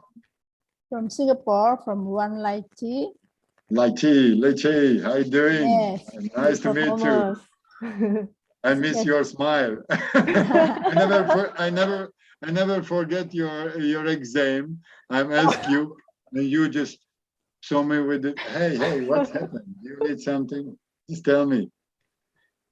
Yeah. Ask me. Yeah. So one of the fellow SG coaches was asking, would you recommend rotation shot put throw as an introduction for the young throwers instead of teaching them glide? Okay. Yeah, it's very questionable right now. We will teach or not glide technique. I still teaching glide technique because that's what about happened with me in the European Championship. Do you remember what happened? I tried twice the glide technique and did it unwell, and I made fool.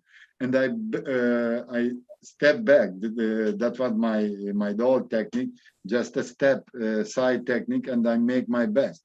That's why I never stopped to teach glide technique, even this old technique too, just a step technique, side step technique, because there could be a situation they need to throw maybe just for a qualification, need the results, and they have 2 faults. So I still teaching glide technique, even the old technique, and I talking about all the techniques that exist before in the. It is very interesting, you know, because they want to know, and when they know more techniques, they are happy. I saw in the face of them. Yeah, it's funny this. Let me try this. So you can build up globally better than. Do you understand? Okay, so can I just check that, you know, it's actually all right to introduce the young athlete for rotations, right? Yeah, Yeah. it's we can stop this. This is a completely now everybody doing glide technique. So Yeah. if everybody doing it and it works, why we can do not? Yeah. So we work, but just to make more complete, I teaching every old technique and new technique and glide technique, and we doing it, and they are enjoying the training. Maybe we are doing like a rotational technique, and the end of the training we make a computation just using the glide technique, and they enjoy that. They enjoy that because it's something changing in the teaching system, and you know, the people are very competitive, so they like it. So I'm just make fun too. And the other type of throwing, doing the other sense. They see there's a right hand thrower, try to do it with left hand, but don't stop to teach the all the way of the throwing system. So Yeah. using it with young athletes too. It could Okay. be because this is the future. Believe me, it's most impressive the speed in this technique. It's absolutely. Yeah. And now almost the glide technique doesn't exist against the other one. Yeah, it's interesting because a few weeks, I think just a few months back, Singapore actually invited one of these UK shot put throw coach. And one of my question was asking, you know, we did like, you know, if you look at a world shot put, the men's already started doing rotation shot put, whereas you don't see a lot of female throwers doing it. So, you know, I asked the coach what is his opinion. And, you know, of course, I think, you know, he was saying, I mean, he's quite open with it, but he will not suggest that, you know, female to do a rotation shot put because of the flexibility of the hips. So in this way, I guess it's actually, it depends on everyone. It's okay, right? As long as it's good for the athlete, we should just give it a try and go for it. Yeah, absolutely. You have true, and the persons who said to you, absolutely, have true. But believe me, everybody, as you know, which kind of telephone you have. I have an iPhone, and which kind of telephone I have this system. So after all, everybody came feeling which is the best for that person. Maybe it's impossible to realize well with tell me the technique, not a glide, another with rotational technique. It could not to do. I have an athlete. It's impossible and very good glide technique. So I don't want to improve. No, believe me, it's better. It depends also also the person, but mostly we need to teach. So all the techniques, and they can choose it. And also you can drive your athlete, and you can tell, look at the future. It will be best for you because, and you have your reason why.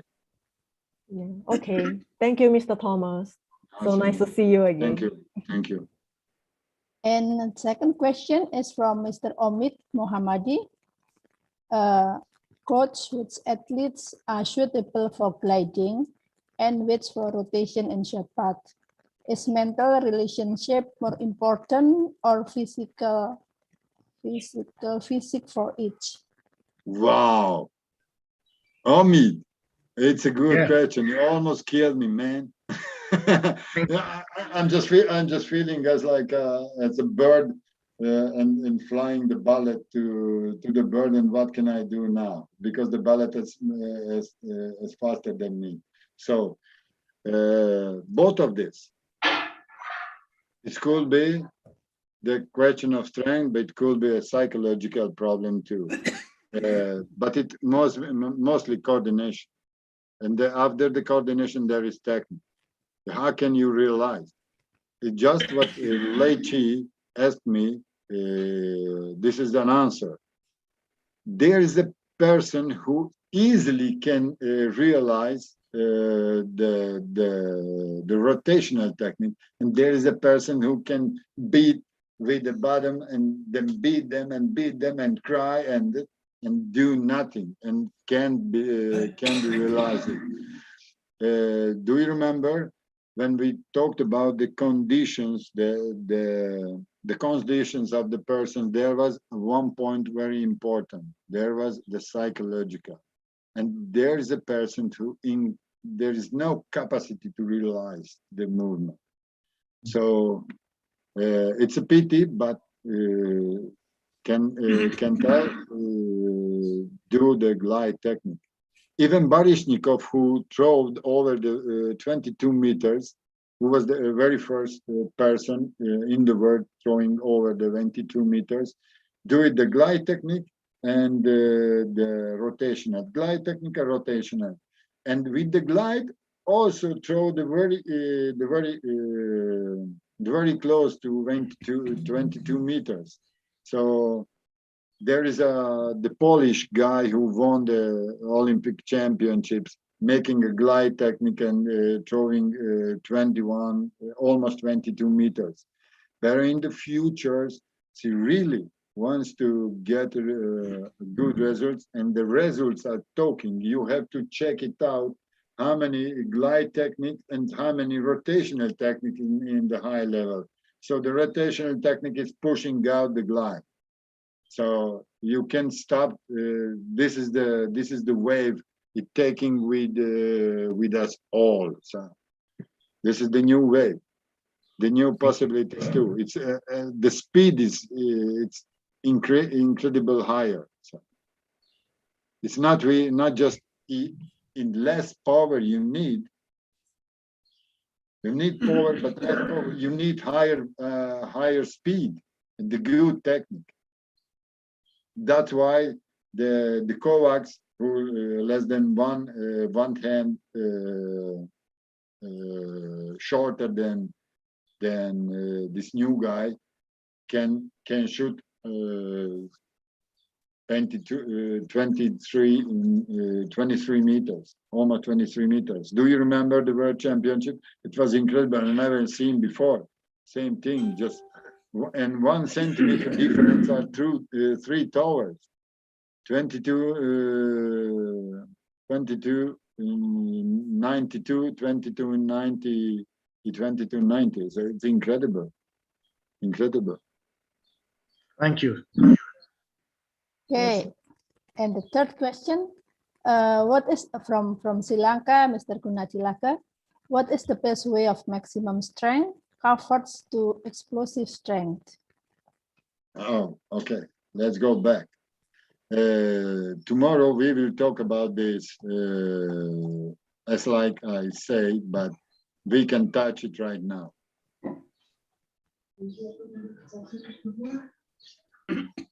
Okay. What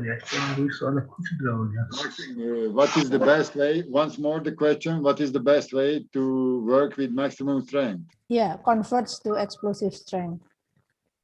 To explosive strength. Yeah, okay. Converts to explosive strength. Okay, let we talk about what does it mean maximum strength. Maximum strength, what one person can realize against the body, against the rank, against weight. And what is the other? The power.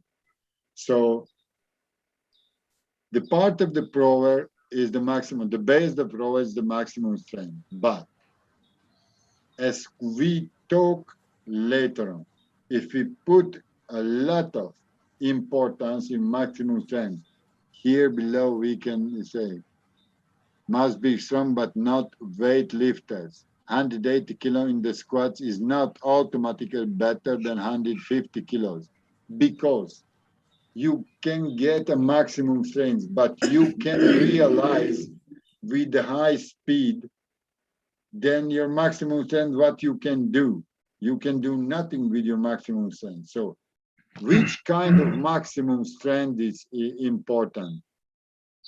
That maximum strength, what we can use in movement.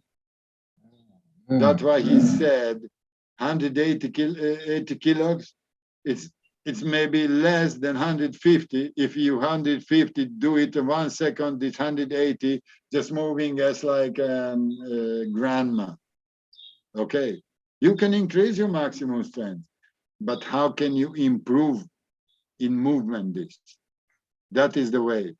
I will give this man, this professor, this coach, a very good example. There is a sport they good at powerlifting. Powerlifting. Everybody knows what does it mean, powerlifting. They're competing who can lift up the maximum weight. This is the powerlifting competition. Yes or not? Yes. Yes. Okay. Yeah. Somebody can lift up 350 kilos. So here's maximum strength is incredible. But, and what for? What can you do with 350? Congratulations, you can lift up 350 kilos. And you can throw more than 12 meters. So you need maximum strength, but what for? How can we use it? That's why when you're making checking out how many maximum strength have your athlete, you also have to know how can it realize in a throwing event. How can you use that?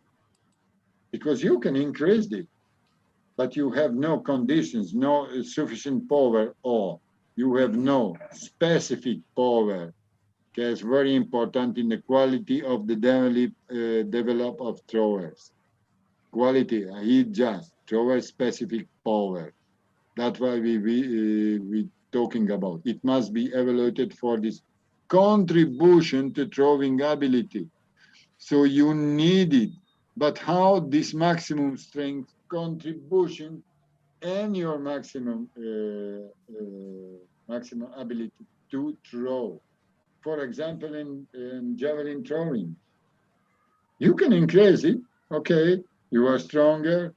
You can do it more bench press, stronger leg press. But how can it use in this throwing event? So could be, but it's not sure it's working in your power, because what I said to you, you can increase your maximum strength, your muscle, your capacity. Tell me one more this word. Somebody tell what happened in the muscle, what we are doing with the muscle. We are hypertrophy our muscles when you are doing hypertrophy. Yeah. Don't forget, Mister. Maximum strength, hypertrophy. We need to teach to move this muscle. We can do nothing with the muscle of strength if this hypertrophy muscle forget to teach moving faster. And there's a lot of cases you have a maximum strength but can move fast. So when we build up a maximum strength, we need to build up the most fast way possible. Doing not a serious with high, doing with a high speed. Okay, how can we increase this then? And I will start to talk about. We can increase increase the maximum strength, working less repetitions, high charge, and high velocity. Doing, for example, 8 times, 85%, and just one action. Do it 1 times and take a rest. Do it 1 times and take a rest. Do it 1 times and take a rest. You know why I'm taking this? Because most on American throwers, sprinters, jumpers doing the same. And I will show you tomorrow. Okay? Thank you, Mr. Thomas. I got perfect answer. Thank you very much. We need to increase, but how? Which kind? There's increase always, maximum strength, increase, but which way? And that way. It's move. You need to move fast as possible. Okay? And also, I never forget what Günther Herman. Gurna Tilagan. I'm Kingsley. Yeah, I'm Kingsley from Sri Lanka. Thank you, Mr. Thomas. All right. Okay. There's another question. Yes, yeah, still have 2. Okay, do you think, or this is from Mr. Budi Dharma of Indonesia, do you think or prefer to avoid doing stretching in front of competition and doing much DNS to get better range of motion of the body component? Okay, once more, the very first. Sorry. Do you think or prefer to avoid doing stretching in front of competition and doing much DNS to get better range of motion of the body component? No. And not way. In throwing events, we can't forget the strength training. We still work with the training. Then the most part of the technical part, obviously, but don't let to continue with the strength training, because you must hold on the strength level, because this is the base of the throwing events. The strength is very important to hold on, working nearly the maximum strength, doing less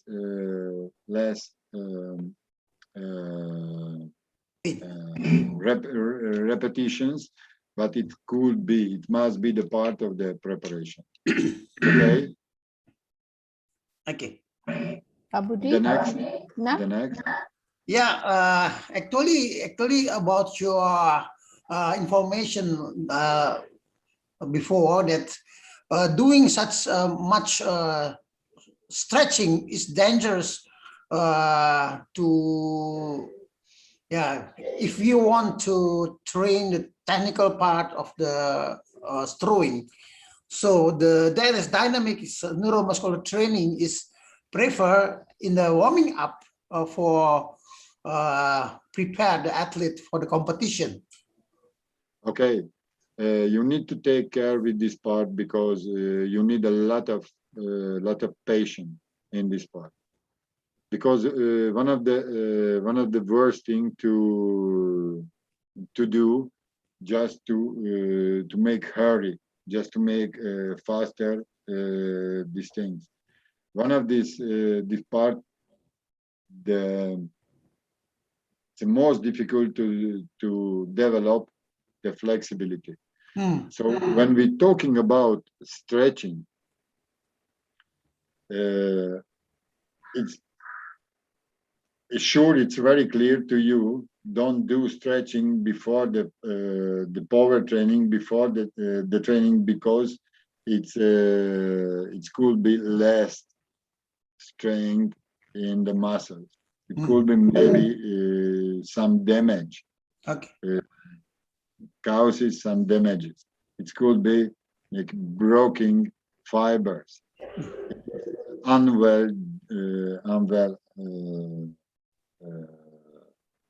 doing unwell. So the most important, when I'm talking about the warm-up part, and you can start it with young athletes too, during the warm-up can do movements with the prepared muscles, can help you to get increase your flexibility. But after warm-up, don't stretch the muscles without warm-up. We do dynamic warm-up. Okay. And after the training, also you need to take care which kind of training you have done and what kind of flexibility training you will do. Okay. And always when we never doing just with one muscles, just with biceps, without other muscles involved the pectorals, involved the muscles of the shoulder and the muscles of the arm, and do it together. Yeah. This is the best way, because when you realizing the movement, always using a chains of muscles, not just one muscles, a chains of muscles, one step by the other step. So it's better if you using complete chains of muscles. Okay. Okay. Thank you. Okay. I think this is the last question from Laichi. Short put, release speed for glide and rotation throw. Which can produce more? Please once more. I lost the sound. Okay. Short Now put. I'm hearing you again. I lost the sound before. Okay. Short put, release speed for glide and rotation throw. Which can produce more? Rotational. Speed Rotational. for glide and rotation throw. Rotational. Rotational, more speed. Yeah. And the moment when we're taking a momentum, this is more speed. That's why they start to use it. That's why the not so tall throwers trying to do the rotational, because can increase the speed of the throwing phase. So that's why they're using. Yeah. Okay. They start to use it. It increase the throwing speed, especially. That's why they start to use the rotational technique, just to increase the throwing speed. Yeah. Okay, Laichi? It's okay? Okay, she said thank you to you. Okay, then, so I think we have to close this webinar because it's too late for Thomas. And thank you very much indeed for your participation, cooperation. And we will meet again tomorrow with the same Zoom ID and the same time, 9 o'clock Jakarta, Bangkok time. Thank you very much. Thank you very much, Thomas. Thank you very much, Mr. Thomas. Thank Thank you very much. Thank you. Thank you, sir. Thank you, everyone. Thank Yeah, you. see you tomorrow. Thank you. Bye. See you. Thank you. Okay, bye-bye. Thank you, everybody. Buria, Pak. Bye-bye. Ya. Thank you. Pak Dwi. Bye-bye, Pak Budi. Saya live ya. Ya. Thank you, Pak Budi. Yuk, mari. Sampai besok. Sampai besok. Don't forget, tomorrow, 9 o'clock, Jakarta time. Thank you. Thank you, ma'am. Thank you, ma'am. Thank you, sir. See you tomorrow morning. Thank you, Mrs. Rio. Thank you, Dr. Rio. See you. Hi, Suprawi. Thank